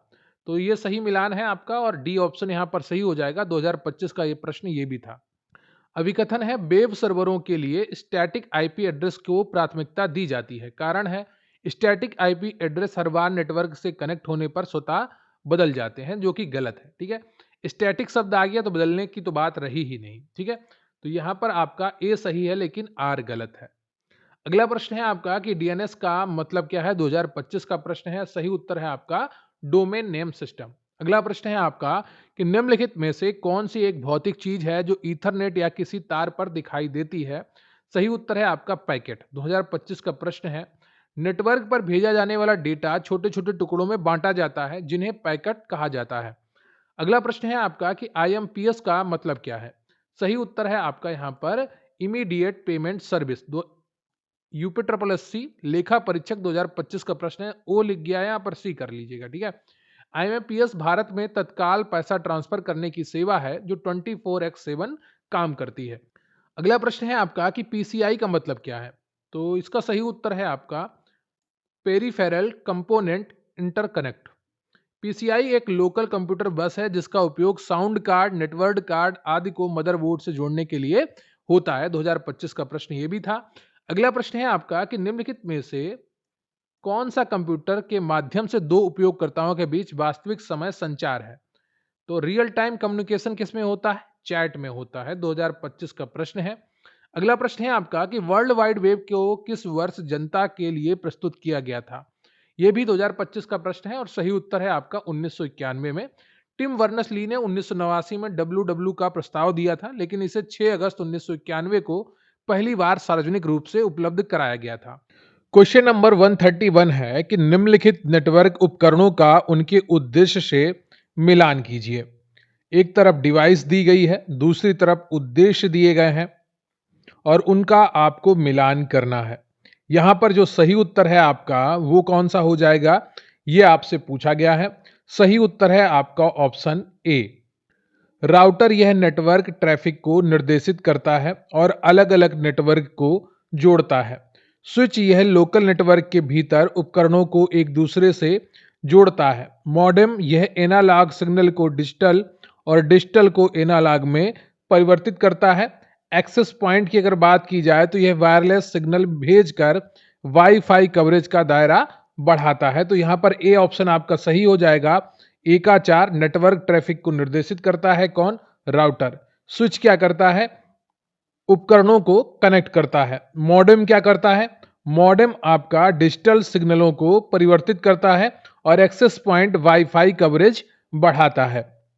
अगला प्रश्न है आपका कि फायरवॉल के बारे में निम्नलिखित में से कौन से कथन सत्य हैं? फायरवॉल केवल इनकमिंग ट्रैफिक की निगरानी करता है। फायरवॉल अनधिकृत पहुंच को रोक सकता है। फायरवॉल सभी प्रकार के साइबर हमलों को रोक सकता है। फायरवॉल हार्डवेयर या सॉफ्टवेयर हो सकता है।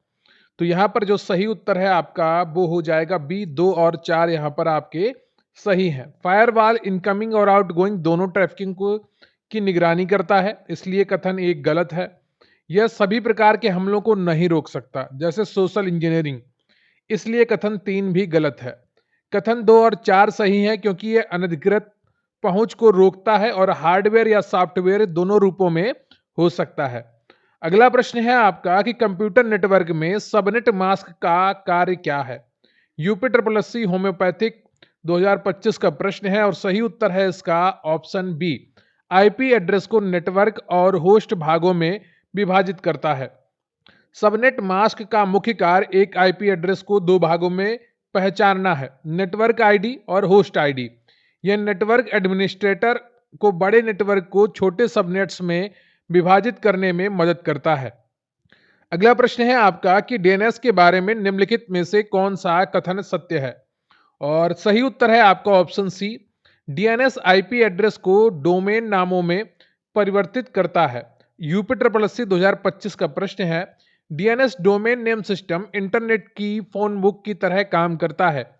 यह मानव द्वारा पढ़े जाने वाले डोमेन नामों जैसे google.com, uptripplec.gov.in इस प्रकार के जो नाम होते हैं को कंप्यूटर द्वारा समझे जाने वाले आईपी एड्रेस जैसे 142.250.190.46 में मैप या कन्वर्ट करता है। जो आपको अपने पीसी से आईएसपी तक सीधी लाइन के बिना इंटरनेट से कनेक्ट करने देता है वो क्या है? वाईफाई, इंटरनेट, चैट, हब या इनमें से कोई नहीं। यूपी ट्रिपल एस सी 2025 का प्रश्न है और सही उत्तर है ए वाईफाई। वाईफाई एक वायरलेस नेटवर्किंग तकनीकी है जो रेडियो तरंगों का उपयोग करके बिना किसी भौतिक केबल या सीधी लाइन के आपके डिवाइस को राउटर और उसके माध्यम से इंटरनेट से जोड़ती है। अगला प्रश्न है आपका कि निम्नलिखित का मिलान करें। तो ए और बी ऑप्शन दिए गए हैं, इसका आपको मिलान करना है। UP triple S C computer operator में पूछा गया प्रश्न है। सही उत्तर है आपका ऑप्शन सी। यह सही सुमेलित है। सिंप्लेक्स चैनल का काम क्या है? केवल एक दिशा में सिग्नल भेजता है। हाफ डुप्लेक्स एक समय में एक दिशा में सिग्नल भेजता है। फुल डुप्लेक्स चैनल दोनों दिशाओं में एक साथ सिग्नल भेजता है। पॉइंट टू पॉइंट चैनल दो उपकरणों के बीच सीधा कनेक्शन है। मल्टी पॉइंट चैनल कई उपकरणों द्वारा उपयोग किया जाता है। ठीक है, तो इनकी व्याख्या अगर समझते हैं तो सिंप्लेक्स क्या है? एक तरफा संचार होता है जैसे रेडियो में होता है। आप रेडियो में संचार सुन सकते हैं, अपनी तरफ से भेज नहीं सकते। हाफ डुप्लेक्स में क्या होता है? दोनों तरफ लेकिन एक समय में एक, ऐसा वॉकी टॉकी में होता है। फुल डुप्लेक्स में क्या होता है? दोनों तरफ एक साथ होता है, जैसे मोबाइल फोन हो गया। ठीक है, पॉइंट टू पॉइंट क्या होता है? सीधा कनेक्शन होता है, डेडिकेटेड लिंक। मल्टी पॉइंट क्या होता है? एक साझा लिंक होता है, जैसे आप ग्रुप वीडियो कॉल करते हैं, जूम पर मीटिंग करते हैं, ये सब क्या है? मल्टी पॉइंट होता है। अगला प्रश्न है आपका कि निम्नलिखित का मिलान करें स्तंभ ए से स्तंभ बी। ठीक है, ये आपको मिलान करना है और यहां पर जो सही उत्तर है आपका वो है ऑप्शन बी। ठीक है, डायरेक्टरी स्ट्रक्चर्स क्या है? अधिकृत उपयोगकर्ताओं की पहुंच नियंत्रित करता है। फाइल मैनेजमेंट टूल्स क्या काम करते हैं? तो ये फाइलों को स्थानांतरित व प्रबंधित करने के उपकरण है। फाइल इंफॉर्मेशन क्या है? ये फाइल का नाम, आकार आदि का विवरण है। सिक्योरिटी मैकेनिज्म क्या है? सिक्योरिटी मैकेनिज्म फाइल की अखंडता सुनिश्चित करता है और अनधिकृत पहुंच रोकता है। फाइल एसेस प्रोटेक्शन क्या है? तो अधिकृत उपयोगकर्ताओं की पहुंच नियंत्रित करता है। ठीक है, तो ये ऑप्शन आपके यहां पर सही हो जाते हैं। डायरेक्टरी स्ट्रक्चर्स क्या है? फाइल ओवरराइटिंग से सुरक्षा है, तो पहले का सी है, ठीक है, दूसरे का डी है, और तीसरे का आपका यहां पर ई है, चौथे का ए है, और पांचवें का आपका बी है। क्लियर है आपको? डायरेक्टरी स्ट्रक्चर फाइल सिस्टम के संगठन को दर्शाता है। File management tools utility software है। फाइल इंफॉर्मेशंस में मेटा डेटा होता है। सुरक्षा तंत्र डेटा की सुरक्षा और पहुंच को कंट्रोल करते हैं। अगला प्रश्न है आपका कि निम्नलिखित में से कौन सा उपकरण आपके कंप्यूटर को टेलीफोन प्रणाली की वैश्विक पहुंच से जोड़ता है? सही उत्तर है इसका option C, modem. Modem telephone लाइनों के माध्यम से इंटरनेट डेटा भेजने के लिए डिजिटल सिग्नल को एनालॉग में बदलता है, जिससे कंप्यूटर वैश्विक टेलीफोन नेटवर्क से जुड़ पाता है। यूपी ट्रिपल सी होम्योपैथिक का प्रश्न है। अगला प्रश्न है आपका कि समानांतर पोर्ट में एक बार में कितने बिट डेटा भेजे जाते हैं? पैरेलल पोर्ट में 4 बिट, 2 बिट, 1 बिट या 8 बिट? होम्योपैथिक का प्रश्न है और सही उत्तर है ऑप्शन डी, 8 बिट। समानांतर पोर्ट एक साथ कई तार का उपयोग करते हैं, जिससे यह एक समय में 8 बिट यानी कि 1 बाइट डेटा भेजने में सक्षम होता है। इसका उपयोग पुराने प्रिंटर्स में अधिक होता था। इसके विपरीत सीरियल पोर्ट एक बार में केवल 1 बिट डेटा भेजता है। अगला प्रश्न है आपका, स्तंभ ए को स्तंभ 2 से मिलाना है और ये आपके सही सुमेलित है, ठीक है। यहां पर आपका जो सी ऑप्शन है वो सही हो जाएगा। मैसेज एप्लीकेशन के बीच संदेश के नियम की बात करता है। चैनल यूटिलाइजेशन संचार चैनलों का कुशल उपयोग है। पैकेट्स क्या होते हैं? बड़े संदेशों को छोटे भागों में तोड़ना। प्रोटोकॉल्स क्या होते हैं? पते जैसी जानकारी वाला डेटा। मैसेज लेंथ क्या होती है? संदेशों का आकार होती है। पैकेट्स डेटा का एक छोटा हिस्सा जिसमें एड्रेस और मुख्य डेटा होता है। प्रोटोकॉल क्या होते हैं? नियमों का समूह जो डेटा संचार को नियंत्रित करते हैं। चैनल यूटिलाइजेशन का अर्थ है बैंडविड्थ का सर्वोत्तम उपयोग। अगला प्रश्न है आपका कि एचटीटीपी और एचटीटीपीएस के बारे में निम्नलिखित में से कौन से कथन सत्य हैं? तो यहां पर जो सही उत्तर है आपका वो कौन सा हो जाएगा, ये पूछा गया है। कनिष्ठ सहायक खाद्य 2025 का प्रश्न है और सही उत्तर है आपका ऑप्शन सी, 1, 2 और 3 सही है, चौथा गलत है। एचटीटीपीएस क्लाइंट और सर्वर के बीच आदान प्रदान किए गए डेटा को एनक्रिप्ट करता है, बिल्कुल सही है। एचटीटीपी एचटीटीपीएस की तुलना में कम सुरक्षित एन्क्रिप्शन प्रदान करता है क्योंकि इसमें सिक्योरिटी की लेयर नहीं होती है। एचटीटीपीएस एसएसएल और टीएलएस प्रोटोकॉल का उपयोग करता है, ठीक है। एचटीटीपी और एचटीटीपीएस बिना जोखिम के एक दूसरे के स्थान पर उपयोग किए जा सकते हैं, जो कि गलत है। एचटीटीपी में जोखिम है लेकिन एचटीटीपीएस में सिक्योरिटी को लेकर जोखिम कम है, ठीक है। एचटीटीपीएस का फुल फॉर्म होता है hyper text transfer protocol secure, और ये डेटा को एनक्रिप्ट करता है। एचटीटीपी असुरक्षित है क्योंकि इसमें डेटा सादे टेक्स्ट में भेजा जाता है। इन दोनों को एक दूसरे की जगह बिना जोखिम के इस्तेमाल नहीं किया जा सकता। अगला प्रश्न है आपका कि डेटा ट्रांसमिशन के लिए ओएसआई मॉडल लेयर्स का सही क्रम क्या है? ऊपर से नीचे की तरफ। Network layer, physical layer, transport layer या एप्लीकेशन लेयर, ये आपसे पूछा गया है और सही उत्तर है आपका ऑप्शन डी, 4 3 1 2, ठीक है। 4 3 1 2 एप्लीकेशन लेयर, ट्रांसपोर्ट लेयर और फिर आएगा आपका नेटवर्क लेयर और फिजिकल लेयर। ओएसआई मॉडल में 7 लेयर होती हैं। ऊपर से नीचे के क्रम की अगर बात की जाए तो सबसे ऊपर आएगा एप्लीकेशन, उसके बाद प्रेजेंटेशन, फिर आएगा सेशन, उसके बाद ट्रांसपोर्ट, उसके बाद नेटवर्क लेयर और फिर आएगी डेटा लिंक लेयर और उसके बाद आती है फिजिकल लेयर। अगला प्रश्न है आपका कि नेटवर्किंग में मेल सर्वर से ईमेल पुनः प्राप्त करने के लिए किस प्रोटोकॉल का उपयोग किया जाता है? एफटीपी, एसएनएमपी, पीओपी3, एसएमटीपी। यूपीट्रिपलसी कनिष्ठ सहायक खाद्य 2025 का प्रश्न है और सही उत्तर है आपका ऑप्शन सी, पीओपी3, पोस्ट ऑफिस प्रोटोकॉल वर्जन 3। और आईएमएपी का उपयोग मेल सर्वर से ईमेल प्राप्त करने के लिए किया जाता है, जबकि एसएमटीपी का उपयोग मेल सर्वर का से ईमेल भेजने के लिए किया जाता है, ठीक है। तो एसएमटीपी का उपयोग किसके लिए आता है? सिंपल मेल ट्रांसफर प्रोटोकॉल इसका फुल फॉर्म होता है। यह मेल भेजने के लिए प्रयोग किया जाता है। अगला प्रश्न है आपका कि सोशल मीडिया में निम्नलिखित में से कौन सी अवधारणा उपयोगकर्ता के कनेक्शनों के आकार और शक्ति को संदर्भित करती है? यूपीट्रिपलएससी कनिष्ठ विश्लेषक 2025 का प्रश्न है और सही उत्तर है आपका option D, social graph. Social graph एक मानचित्र है जो लोगों और उनके बीच के संबंधों, दोस्त, परिवार, फॉलोअर्स आदि को दर्शाता है। यह दर्शाता है कि एक उपयोगकर्ता दूसरे से कैसे जुड़ा है। अगला प्रश्न है आपका कि निम्नलिखित में से कौन सा मोबाइल डिवाइस से संगत टीवी या मॉनिटर पर निर्बाध स्क्रीन शेयरिंग सक्षम करता है? Bluetooth, HDMI, wifi direct, Miracast या इनमें से कोई नहीं। सही उत्तर है आपका ऑप्शन डी, मीराकास्ट। मीराकास्ट एक वायरलेस डिस्प्ले मानक है जो वाईफाई का उपयोग करके स्मार्टफोन या टैबलेट की स्क्रीन को टीवी या प्रोजेक्टर पर मिरर या शेयर करने की अनुमति देता है। अगला प्रश्न है आपका कि टीसीपी आईपी मॉडल के बारे में निम्नलिखित में से कौन सा कथन गलत है? एप्लीकेशन लेयर में एचटीटीपी और एफटीपी जैसे प्रोटोकॉल शामिल हैं। Data link layer OSI model की पहली लेयर है।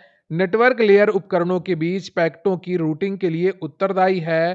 ट्रांसपोर्ट लेयर टीसीपी का उपयोग करके विश्वसनीय डेटा ट्रांसमिशन सुनिश्चित करती है। तो इनमें से कौन सा ऑप्शन आपका सही है, ये आपसे पूछा गया है। सही उत्तर है आपका option B, data link layer OSI model की पहली लेयर है। गलत पूछा गया तो गलत है ये, ठीक है। तो सही ऑप्शन आपका ये हो जाएगा, क्योंकि यहां पर गलत पूछा गया था कौन सा गलत है, तो बी ऑप्शन आपका गलत है। ओएसआई मॉडल की पहली लेयर फिजिकल लेयर होती है, ठीक है, और डेटा लिंक लेयर ये दूसरी लेयर होती है। इसके बाद आती है नेटवर्क लेयर, ठीक है। अगला प्रश्न है आपका कि जब मेल सर्वर अन्य मेल सर्वरों को मेल भेजता है तो यह बन जाता है SMTP server, SMTP client, peer, master या इनमें से कोई नहीं। सही उत्तर है आपका ऑप्शन बी, एसएमटीपी क्लाइंट। जब एक सर्वर दूसरे सर्वर को डेटा भेजता है तो भेजने वाला सर्वर उस प्रक्रिया के दौरान क्लाइंट की तरह व्यवहार करता है और प्राप्त करने वाला सर्वर सर्वर की तरह। ईमेल के मामले में इसे एसएमटीपी क्लाइंट कहा जाता है। अगला प्रश्न है आपका कि निम्नलिखित में से कौन सी तकनीकी संदेश की अखंडता सत्यापित करने के लिए उपयोग की जाती है? Decryption algorithm, digital signature protocol, message digest या इनमें से कोई नहीं। कनिष्ठ विश्लेषक का पेपर हुआ था, उसमें यह प्रश्न पूछा गया था। सही उत्तर है आपका option D, message digest. Message digest का उपयोग यह सुनिश्चित करने के लिए किया जाता है कि संदेश के साथ रास्ते में कोई छेड़छाड़ तो नहीं की गई है, यानी कि उसकी अखंडता जांचनी है, उसकी इंटीग्रिटी जांचनी है। डिजिटल सिग्नेचर का उपयोग प्रमाणीकरण और अखंडता दोनों के लिए किया जाता है, लेकिन तकनीकी रूप से अखंडता के लिए डाइजेस्ट मूल आधार है। अगला प्रश्न है आपका कि HTTP 404 एरर शब्द क्या दर्शाता है? यह भी कनिष्ठ विश्लेषक में पूछा गया प्रश्न है और सही उत्तर है आपका ऑप्शन ए, सर्वर पर अनुरोध संसाधन नहीं मिल सका। HTTP 404 एक मानक रिस्पांस कोड है जिसका अर्थ है कि क्लाइंट सर्वर के साथ संचार करने में सक्षम था, लेकिन सर्वर वह चीज नहीं खोज सका जिसका अनुरोध किया गया था। अगला प्रश्न है आपका कि संक्षिप्त नाम IMPS का क्या अर्थ है? 2025 का यह भी प्रश्न है, नेत्र परीक्षण अधिकारी में पूछा गया था। सही उत्तर है आपका option B, immediate payment service. IMPS भारत में एक तत्काल अंतरबैंक इलेक्ट्रॉनिक फंड ट्रांसफर सेवा है। अगला प्रश्न है आपका कि SMTP का पूरा नाम क्या है? ऑप्शन डी यहां पर सही हो जाएगा, सिंपल मेल ट्रांसफर प्रोटोकॉल। नेत्र परीक्षण अधिकारी 2025 में पूछा गया प्रश्न है। अगला प्रश्न है आपका कि वर्ल्ड वाइड वेब WW के आविष्कारक कौन है? तो आप सभी को पता है, ये है ऑप्शन सी, टिम वर्नर्स ली। जूनियर असिस्टेंट 2023 में पूछा गया था। 1989 में इन्होंने WW का आविष्कार किया था। अगला प्रश्न है आपका कि सोशल मीडिया में हैशटैग का प्राथमिक उद्देश्य क्या है? यह भी जूनियर असिस्टेंट का प्रश्न है। तो आसान खोज के लिए कीवर्ड या विषयों को चिन्हित करना। ए ऑप्शन आपका यहां पर सही हो जाएगा। अगला प्रश्न है आपका कि निम्नलिखित इंटरनेट तत्वों का उनके संबंधित मुख्य उद्देश्य से मिलान कीजिए। सूची 1, सूची 2 दी गई है। यूपीट्रिपलएससी एक्सरे टेक्नीशियन 2024 का प्रश्न है और यहां पर जो सही उत्तर है आपका वो है ऑप्शन सी, ठीक है। पहले का ए, दूसरे का बी, तीसरे का डी और चौथे का सी ऑप्शन आपका सही है। IMAP उपयोगकर्ताओं को विभिन्न डिवाइसों से अपने ईमेल तक पहुंचने की अनुमति देता है। वेब सर्वर वेबसाइटों और अन्य वेब सेवाओं को संग्रहित और प्रबंधित करने के लिए उपयोग किया जाता है। बिल्कुल सही है। केबल मॉडेम की अगर बात की जाए तो एक हार्डवेयर उपकरण जो इंटरनेट एक्सेस की अनुमति देता है। खोज इंजन यानी कि सर्च इंजन सॉफ्टवेयर या सेवा जो वेब पेज खोजने और प्राप्त करने में सहायता करती है। तो सर्च इंजन के नाम कई बार एग्जाम में पूछे गए हैं। उदाहरण के लिए गूगल है, बिंग है, याहू है। अगला प्रश्न है आपका कि ब्लूटूथ मुख्य रूप से डेटा संचार के लिए किसका उपयोग करता है। तो सही उत्तर है आपका यहाँ पर ऑप्शन ए, रेडियो फ्रिक्वेंसी तरंगों की। ब्लूटूथ एक कम दूरी का वायरलेस तकनीकी है जो डेटा भेजने के लिए रेडियो फ्रिक्वेंसी तरंगों का उपयोग करती है। यह आमतौर पर 2.4 गीगाहर्ट्ज बैंड पर काम करता है। अगला प्रश्न है आपका कि कौन सा प्रोटोकॉल यह सुनिश्चित करता है कि ट्रांसमिशन के दौरान ईमेल एन्क्रिप्टेड हो। SMTP over TLS, SMTP, POP3, FTP, इनमें से कोई नहीं। ये प्रश्न भी एक्सरे टेक्नीशियन में पूछा गया था। सही उत्तर है आपका ऑप्शन ए, SMTP ओवर TLS। TLS का होता है ट्रांसपोर्ट लेयर सिक्योरिटी का उपयोग डेटा को एन्क्रिप्ट करने के लिए किया जाता है। जब इसे SMTP के साथ जोड़ा जाता है तो यह ईमेल ट्रांसमिशन को सुरक्षित यानी कि सिक्योर बनाता है।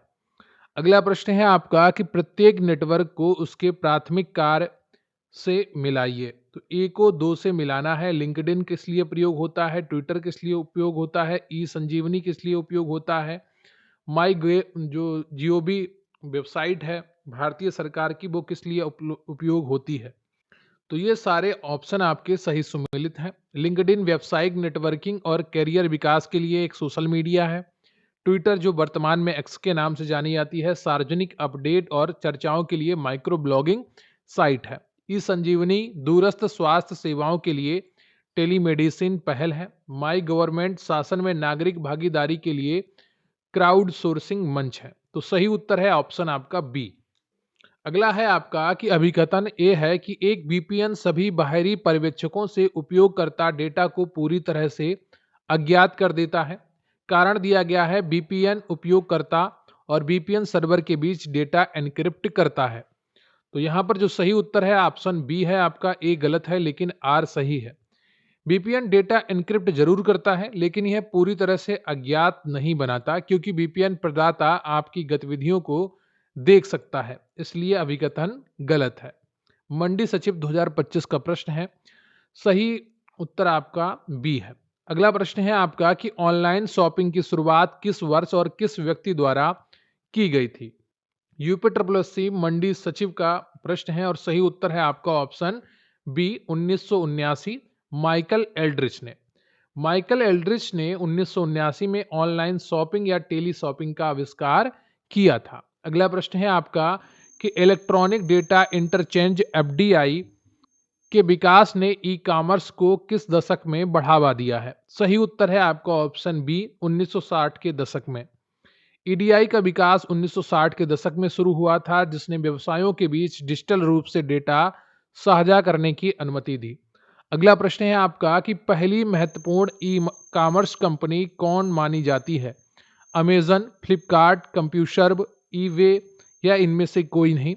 सही उत्तर है आपका ऑप्शन सी, कंप्यूसर्व। कंप्यूसर्व 1969 पहली ऐसी कंपनी थी जिसने इलेक्ट्रॉनिक मेल और बाद में ई कॉमर्स सेवाओं की नींव रखी।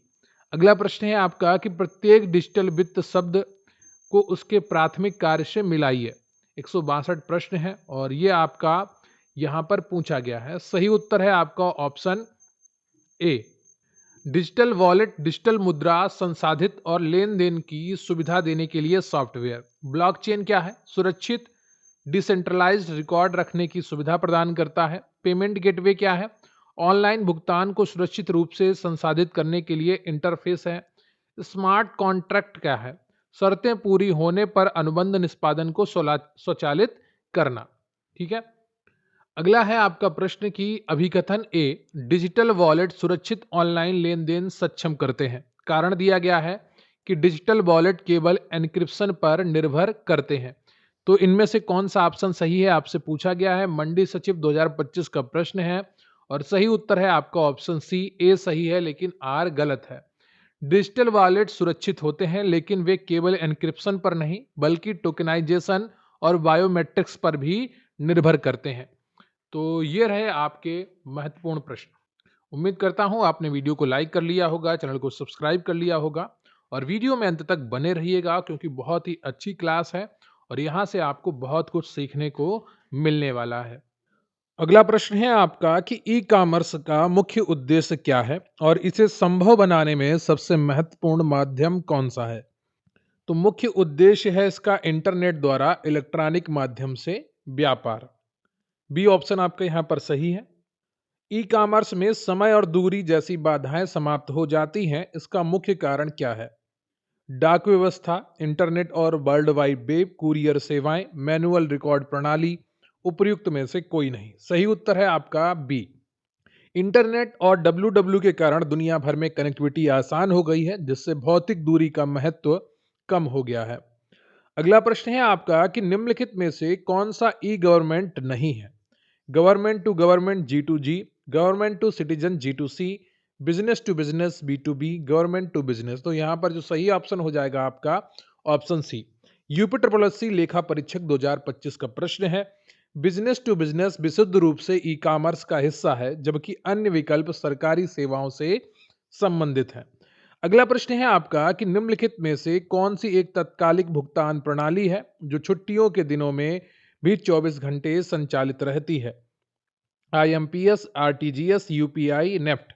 तो सही उत्तर है आपका यहाँ पर IMPS। IMPS यानी कि इमीडिएट पेमेंट सर्विस भारत में 24/7 रियल टाइम फंड ट्रांसफर की सुविधा प्रदान करती है। UPI भी करती है, वो मोबाइल से फंड ट्रांसफर होता है।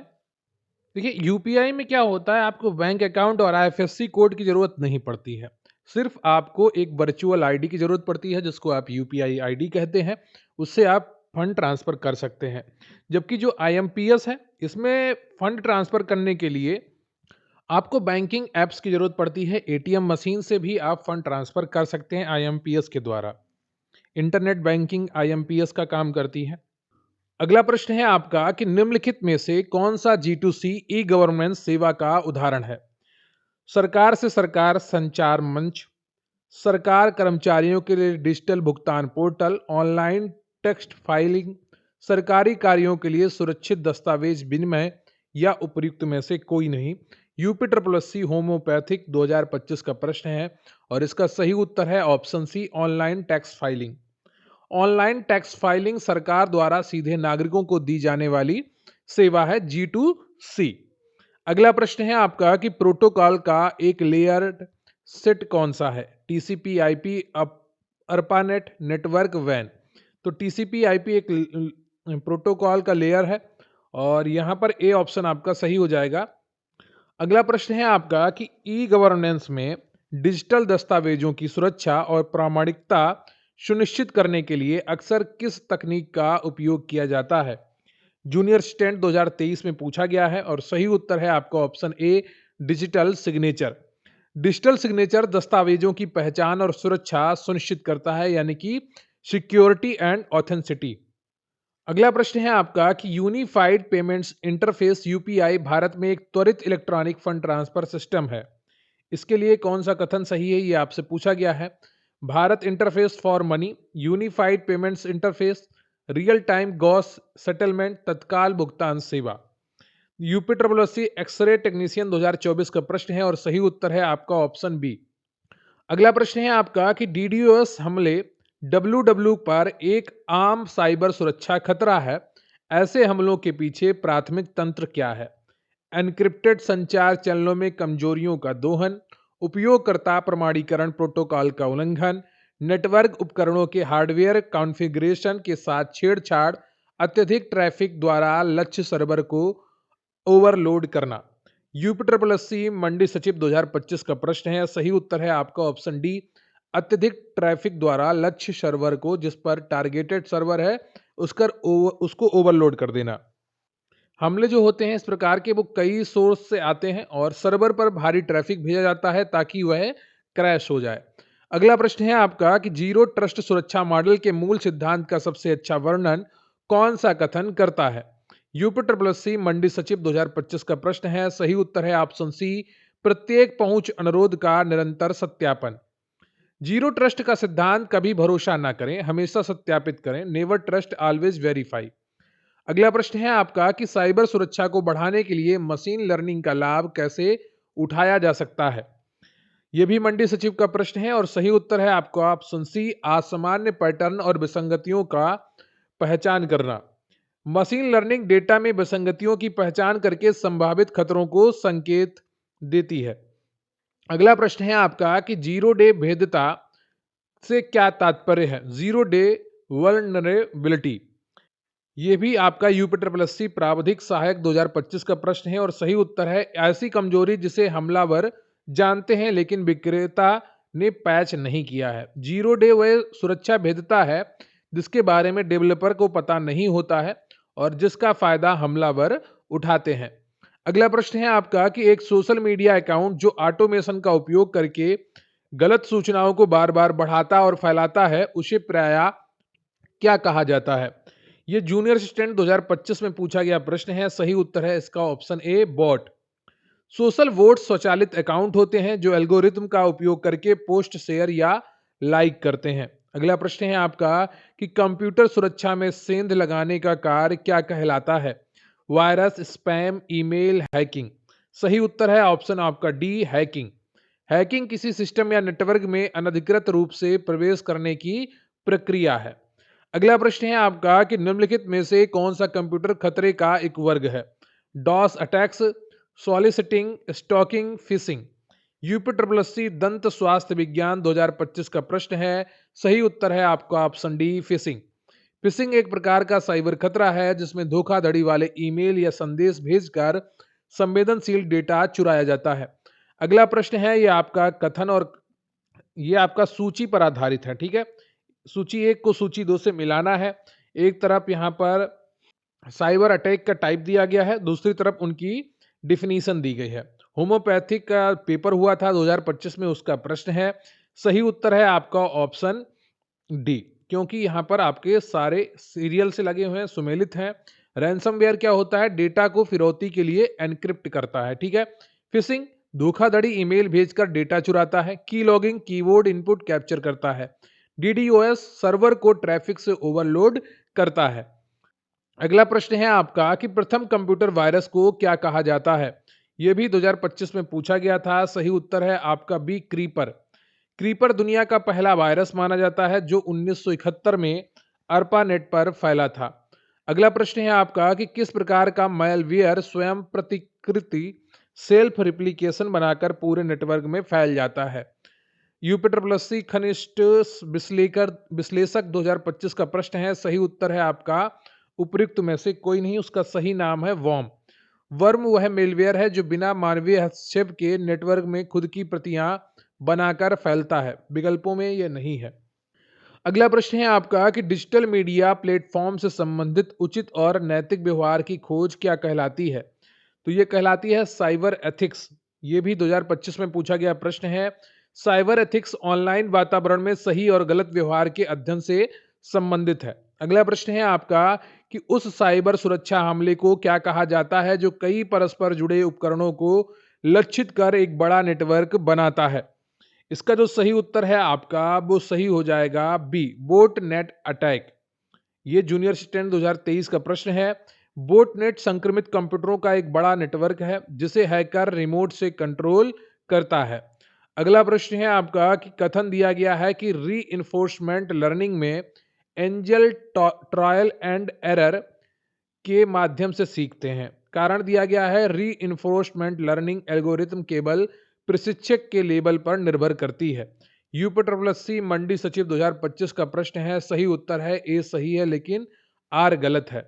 रीइंफोर्समेंट लर्निंग फीडबैक और रिवार्ड पर आधारित है, ना कि सुपरवाइज्ड लेबल्स पर। अगला प्रश्न है आपका कि कौन सी संचार तकनीकी अपनी कम बिजली खपत और लंबी दूरी की कनेक्टिविटी के लिए जानी जाती है जो आईओटी अनुप्रयोगों में लोकप्रिय है? यूपिटर प्लस सी सहायक स्टोर कीपर 2025 का प्रश्न है। सही उत्तर है आपका ए LoRaWAN। LoRaWAN का उपयोग IoT उपकरणों के लिए किया जाता है, इंटरनेट ऑफ थिंग्स, क्योंकि यह बहुत कम पावर खर्च, लो पावर कंजम्पशन करते हैं। अगला प्रश्न है आपका कि IoT सिस्टम में गेटवे की भूमिका को सबसे सही रूप में कौन सा कथन दर्शाता है? इसका सही उत्तर है आपका option A, it routes filter and secure data before cloud. IoT gateway data को क्लाउड पर भेजने से पहले उसे फिल्टर और सुरक्षित करने का कार्य करता है। अगला प्रश्न है आपका कि मशीन टू मशीन संचार के लिए सबसे उपयुक्त प्रोटोकॉल कौन सा है? तो मशीन टू मशीन के लिए सबसे उपयुक्त प्रोटोकॉल ऑप्शन ए सही है आपका, MQTT। ठीक है। अगला प्रश्न है आपका कि IoT में कौन सा घटक कंट्रोल सिग्नल को भौतिक क्रिया में बदलता है? Sensor, gateway, actuator, processor. सही उत्तर है आपका ऑप्शन सी, एक्चुएटर। एक्चुएटर वह उपकरण है जो बिजली या सिग्नल को यांत्रिक गति में बदलता है। अगला प्रश्न है आपका कि प्राकृतिक भाषा प्रसंस्करण में टोकनाइजेशन से क्या तात्पर्य है? यूपीएससी जूनियर असिस्टेंट 2025 का प्रश्न है और सही उत्तर है आपका ए, टेक्स्ट को अलग अलग शब्दों या वाक्यांशों में विभाजित करना। टोकनाइजेशन टेक्स्ट को छोटे टुकड़ों में तोड़ने की प्रक्रिया है। अगला प्रश्न है आपका कि निम्न में से जिगबी तकनीकी के साथ सही IEEE मानक कौन सा है? सही उत्तर है आपका ऑप्शन बी, IEEE 802.15.4। ठीक है, जबकि 802.11 वाईफाई के लिए है। अगला प्रश्न है आपका कि IoT की कौन सी विशेषता उपकरणों को वातावरण के अनुसार स्वतः अनुकूलन होने में सक्षम बनाती है? सही उत्तर है आपका option B, self adapting dynamic nature. स्व अनुकूलन विशेषता के कारण IoT उपकरण बदलते वातावरण के अनुसार खुद को ढाल लेते हैं। अगला प्रश्न है आपका कि IoT आर्किटेक्चर में IoT गेटवे मुख्य रूप से किसके बीच एक सेतु यानी कि ब्रिज के रूप में कार्य करता है? यूपीएससी 2025 में पूछा गया प्रश्न है। सही उत्तर है आपका ऑप्शन ए, सेंसर और क्लाउड स्टोरेज प्रोसेसिंग के बीच पुल का काम करता है। अगला प्रश्न है आपका कि आर्टिफिशियल इंटेलिजेंस का उद्देश्य मशीनों को मानव की तरह सोचने और निर्णय लेने में सक्षम बनाता है। कारण दिया गया है AI में इंटेलिजेंट एजेंट्स पर आधारित शोध किया जाता है। बताइएगा कौन सा ऑप्शन आपका सही है? सही उत्तर है आपका ए, दोनों सही हैं और व्याख्या भी सही करते हैं।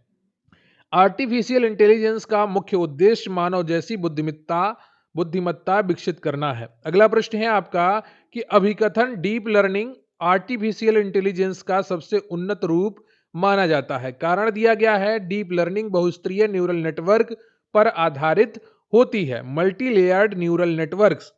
सही उत्तर है आपका ऑप्शन ए, दोनों सही हैं और व्याख्या भी सही करते हैं। डीप लर्निंग अपनी जटिल लेयर्स के कारण अत्यधिक कठिन कार्यों को करने में सक्षम है। अगला प्रश्न है आपका कि एल्गोरिथम का निर्माण किसके द्वारा किया जाता है? 195 प्रश्न है। यूपीएससी लेखा परीक्षक 2025 का प्रश्न है। सही उत्तर है सी, स्टेप्स।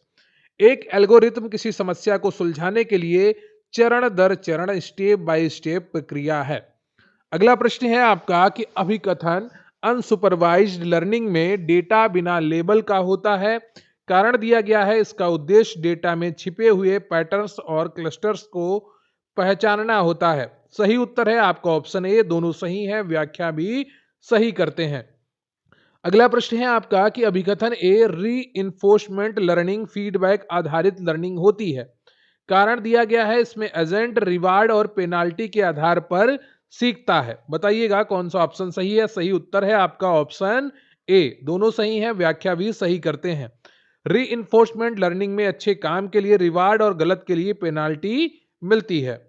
अगला प्रश्न है आपका कि अभिकथन वीक AI के को केवल एक विशेष कार्य को करने के लिए डिजाइन किया जाता है। कारण दिया गया है कि वीक AI में मानव जैसी आत्म जागरूकता पाई जाती है। सही उत्तर है आपका ऑप्शन बी, ए सही है लेकिन आर गलत है। वीक AI श्री जैसे एलेक्सा में कोई आत्म जागरूकता नहीं होती है। ठीक है, सेल्फ अवेयरनेस नहीं होती है। अगला प्रश्न है आपका कि मशीन लर्निंग में कंप्यूटर को डेटा से सीखने की क्षमता दी जाती है। कारण है मशीन लर्निंग की शुरुआत 1959 में हुई थी। सही उत्तर है ऑप्शन बी। व्याख्या सही है दोनों सही है लेकिन व्याख्या गलत है। ये कारण नहीं हो सकता है। दोनों तथ्य सही है लेकिन 1959 में शुरुआत होना इस बात की व्याख्या नहीं है कि मशीनें कैसे सीखती हैं। अगला प्रश्न है आपका कि मानव जैसे दिखने वाले रोबोट को क्या कहा जाता है। ये भी आपका 2025 में पूछा गया प्रश्न है यूपी ट्रिपल एस सी द्वारा। सही उत्तर है बी ऑप्शन, ह्यूमनॉइड्स। ह्यूमनॉइड्स वे रोबोट हैं जिनकी शारीरिक बनावट और व्यवहार मनुष्यों जैसा होता है। कमेंट बॉक्स में बताइएगा कि क्या वाकई में रोबोट्स को मनुष्यों जैसा डिजाइन करना चाहिए या मशीन है तो वो मशीन के रूप में ही दिखना चाहिए। अगला प्रश्न है आपका कि अभिकथन ए फेस रिकॉग्निशन सिस्टम को अप्लाइड आर्टिफिशियल इंटेलिजेंस का उदाहरण माना जाता है। कारण बताया गया है कि अप्लाइड एआई का उपयोग केवल सैद्धांतिक अनुसंधान तक सीमित होता है। सही उत्तर है आपका ऑप्शन बी, ए सही है लेकिन आर गलत है।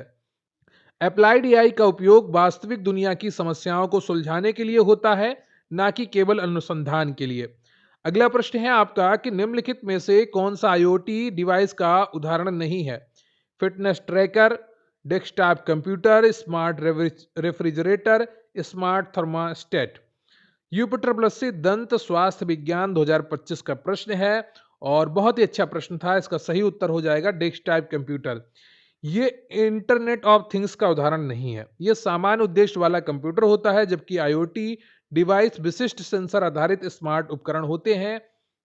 अगला प्रश्न जो है वो एआई पर आधारित है कि मशीन लर्निंग शब्द 1959 में अर्थर सैमुअल द्वारा दिया गया था। कारण है कि उन्होंने आईबीएम में ऐसा प्रोग्राम बनाया जो अनुभव से सीखता था। सही उत्तर है आपका ए, दोनों सही हैं और व्याख्या भी सही है। आर्थर सैमुअल ने चेकर्स प्रोग्राम बनाया था और उन्होंने ही एमएल शब्द गढ़ा था, यानी कि मशीन लर्निंग। अगला प्रश्न है आपका कि अभिकथन दिया गया है कि सुपरवाइज्ड लर्निंग में लेबल्ड डाटा का उपयोग किया जाता है।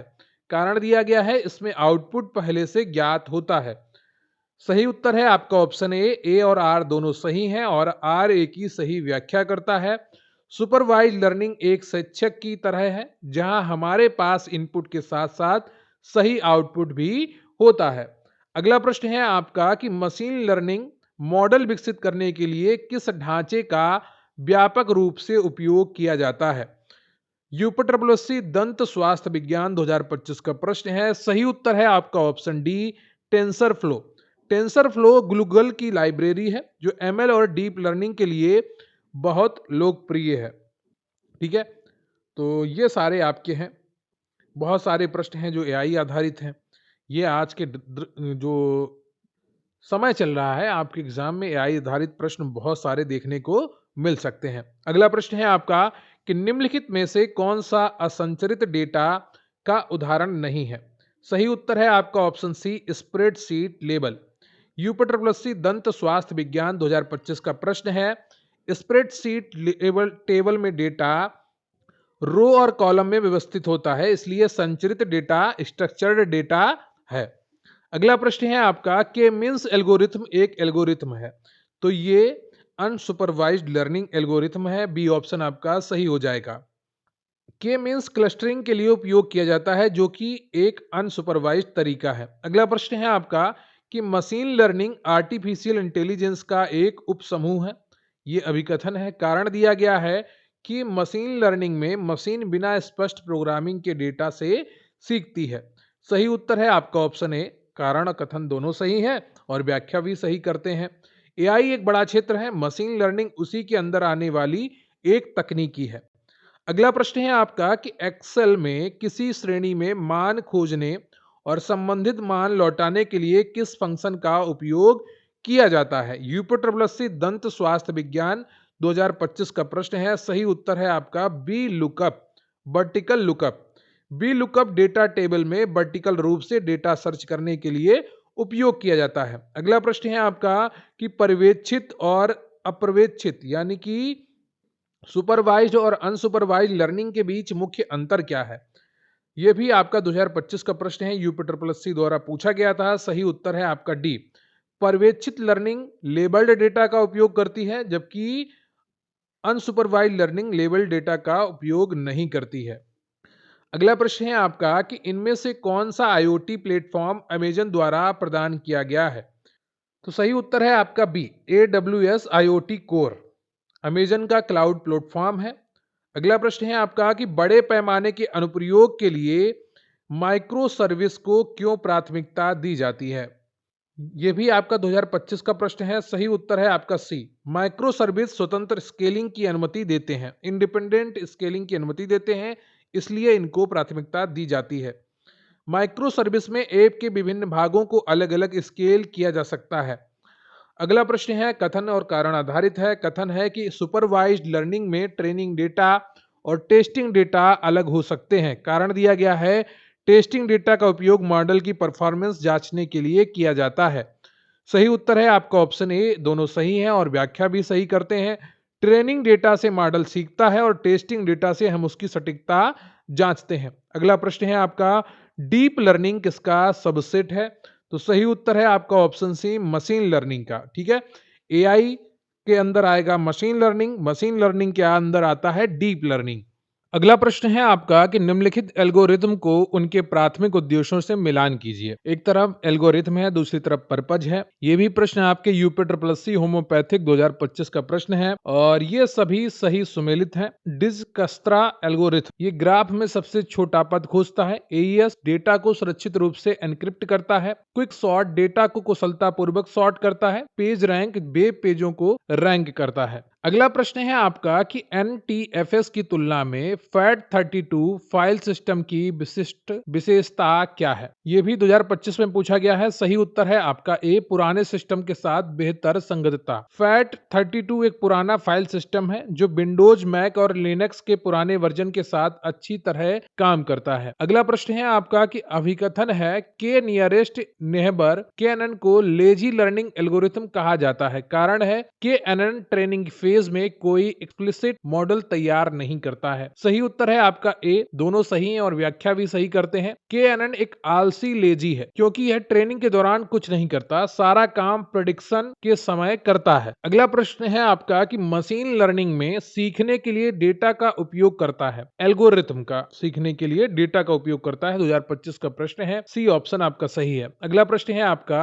अभिकथन डेटा माइनिंग का अर्थ बड़े डेटाबेस में मशीन लर्निंग तकनीकों का प्रयोग है। कारण है डेटा माइनिंग हिडन पैटर्न्स और यूजफुल इंफॉर्मेशन खोजने में मदद करता है। सही है आपका दोनों और व्याख्या भी सही है। अगला प्रश्न है आपका कि NEGP की आर्किटेक्चर में कितनी परतें शामिल हैं? यूपी 2025 का प्रश्न है। सही उत्तर है 4। National e governance plan NEGP architecture की मुख्य रूप से 4 परतें होती हैं। इन 4 परतों में उपयोगकर्ता परत आती है और आपकी एप्लीकेशन यानी कि टेक्नोलॉजी परत आती है, फिर आती है आपकी सेवा परत और इंफ्रास्ट्रक्चर परत। अगला प्रश्न है आपका कि अभिकथन अनसुपरवाइज्ड लर्निंग में आउटपुट लेवल्स पहले से दिए जाते हैं। कारण है यह हिडन पैटर्न्स खोजने पर आधारित होती है। अगला है सही उत्तर है आपका ए, गलत है लेकिन आर सही है। अनसुपरवाइज्ड लर्निंग में लेवल्स नहीं होते हैं। अगला प्रश्न है आपका कि क्रिप्टो करेंसी लेन देन के लिए कौन सी तकनीकी आधार रेखा है? तो ये सही उत्तर है आपका ऑप्शन डी, ब्लॉकचेन। यूपी कनिष्ठ विश्लेषक 2025 का प्रश्न है। ब्लॉकचेन तकनीकी ही बिटकॉइन और अन्य क्रिप्टो करेंसी का आधार है। अगला प्रश्न है आपका KNN एल्गोरिथम को लेजी लर्निंग एल्गोरिथम क्यों कहा जाता है? तो सही उत्तर है आपका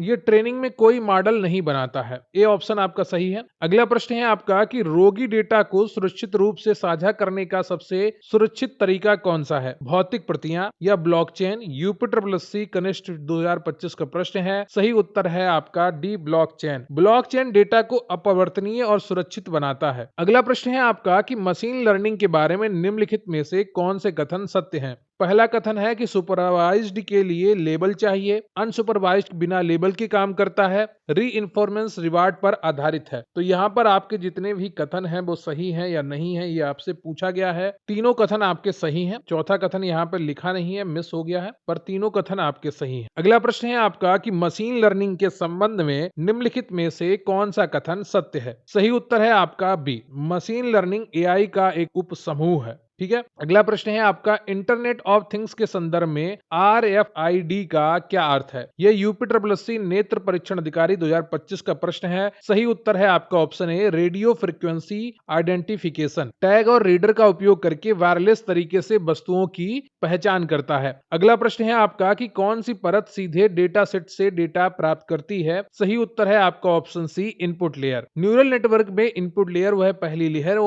होती है जो बाहरी डेटा को स्वीकार करती है। अगला प्रश्न है आपका कि न्यूरल नेटवर्क में वेट्स अपडेट करने के लिए किस एल्गोरिथम का उपयोग होता है? सही उत्तर है आपका back propagation. Back propagation network को सीखने में मदद करता है। अगला प्रश्न है आपका कि आईओटी उपकरणों में वायरलेस संचार के लिए सामान्यतः किस तकनीकी का उपयोग किया जाता है? जूनियर असिस्टेंट 2023 का प्रश्न है। सही उत्तर है आपका ब्लूटूथ। ब्लूटूथ और वाईफाई आईओटी में वायरलेस डेटा ट्रांसफर के लिए सबसे आम है। ठीक है। अगला प्रश्न है आपका कि निम्नलिखित में से कौन सी भाषा एआई अनुप्रयोगों का लाभ करने के लिए सामान्यतः उपयोग में नहीं की जाती है? सही उत्तर है आपका ऑप्शन डी, पर्ल। पर्ल का उपयोग एआई में कम होता है, जबकि पाइथन, LISP और प्रोलॉग बहुत प्रसिद्ध है। अगला प्रश्न है आपका कि डीप लर्निंग में डीप शब्द का क्या अर्थ है? सही उत्तर है आपका option C, multiple hidden layers, बहुत स्तरीय परतें। शब्द हिडन लेयर्स की अधिकता को दर्शाता है। जो डीप शब्द है वो हिडन लेयर्स की अधिकता को दर्शाता है। अगला प्रश्न है आपका कि डीप लर्निंग मॉडल मुख्य रूप से किस संरचना का उपयोग होता है? तो यहाँ पर आर्टिफिशियल न्यूरल नेटवर्क का उपयोग होता है, कृत्रिम न्यूरल नेटवर्क का। बी ऑप्शन आपका सही हो जाएगा। अगला प्रश्न है आपका कि MS वर्ड में व्यक्तिगत प्रतियां बनाने के लिए किस सुविधा का उपयोग किया जाता है? ये एक्सरे टेक्नीशियन में पूछा गया प्रश्न है। सही उत्तर है आपका मेल मर्ज। मेल मर्ज का उपयोग बल्क ईमेल या लेटर भेजने के लिए किया जाता है। अगला प्रश्न है आपका कि अभिकथन जॉफ्री हिंटन को फादर ऑफ मशीन लर्निंग कहा जाता है। कारण दिया गया है कि उन्होंने डीप लर्निंग के क्षेत्र में महत्वपूर्ण योगदान दिया है। तो सही उत्तर है आपका ये दोनों सही हैं, व्याख्या भी सही करते हैं। जॉफ्री हिंटन को वास्तव में एआई और डीप लर्निंग का जनक माना जाता है। ठीक है, जॉफ्री इनका इसको उच्चारित करेंगे। और ये वीडियो आप लाइक करिएगा, चैनल पर नए हैं चैनल को सब्सक्राइब करिएगा, अपने दोस्तों के साथ भी शेयर करिएगा। ये 235 प्रश्न बहुत ही महत्वपूर्ण थे। इसमें यूपीएससी की PYQs थे, इंटरनेट पर आधारित प्रश्न थे, कंप्यूटर के सिस्टम पर आधारित प्रश्न थे, MS वर्ड, MS एक्सेल और इसके अलावा AI पर बहुत सारे आधारित प्रश्न थे। तो उम्मीद करता हूं आपको ये पूरा सेशन पसंद आया होगा, आपने पूरे सेशन को बहुत अच्छे से कंप्लीट किया होगा। वीडियो को लाइक कर लीजिएगा, चैनल पर नए चैनल को सब्सक्राइब कर लीजिएगा। रही बात PDFs, तो स्क्रीन पर आपको एक व्हाट्सएप नंबर दिख रहा होगा, उस पर आप व्हाट्सएप मैसेज करके या डिस्क्रिप्शन बॉक्स में आपको टेलीग्राम पर मैसेज करने का लिंक मिल जाएगा। वहां पर जाकर भी आप हमें मैसेज कर सकते हैं और आपको पूरी जानकारी प्रोवाइड करवा दी जाएगी कि कैसे आपको PDFs मिलेंगी। देखिए PDF का कंटेंट बिल्कुल सेम अच्छी क्वालिटी का रहने वाला है जैसा आप अभी स्क्रीन पर देख रहे हैं। और तैयारी करते रहिए। हमारी शुभकामनाएं और हमारा सहयोग सदैव आपके साथ रहेगा। जय हिंद, जय भारत।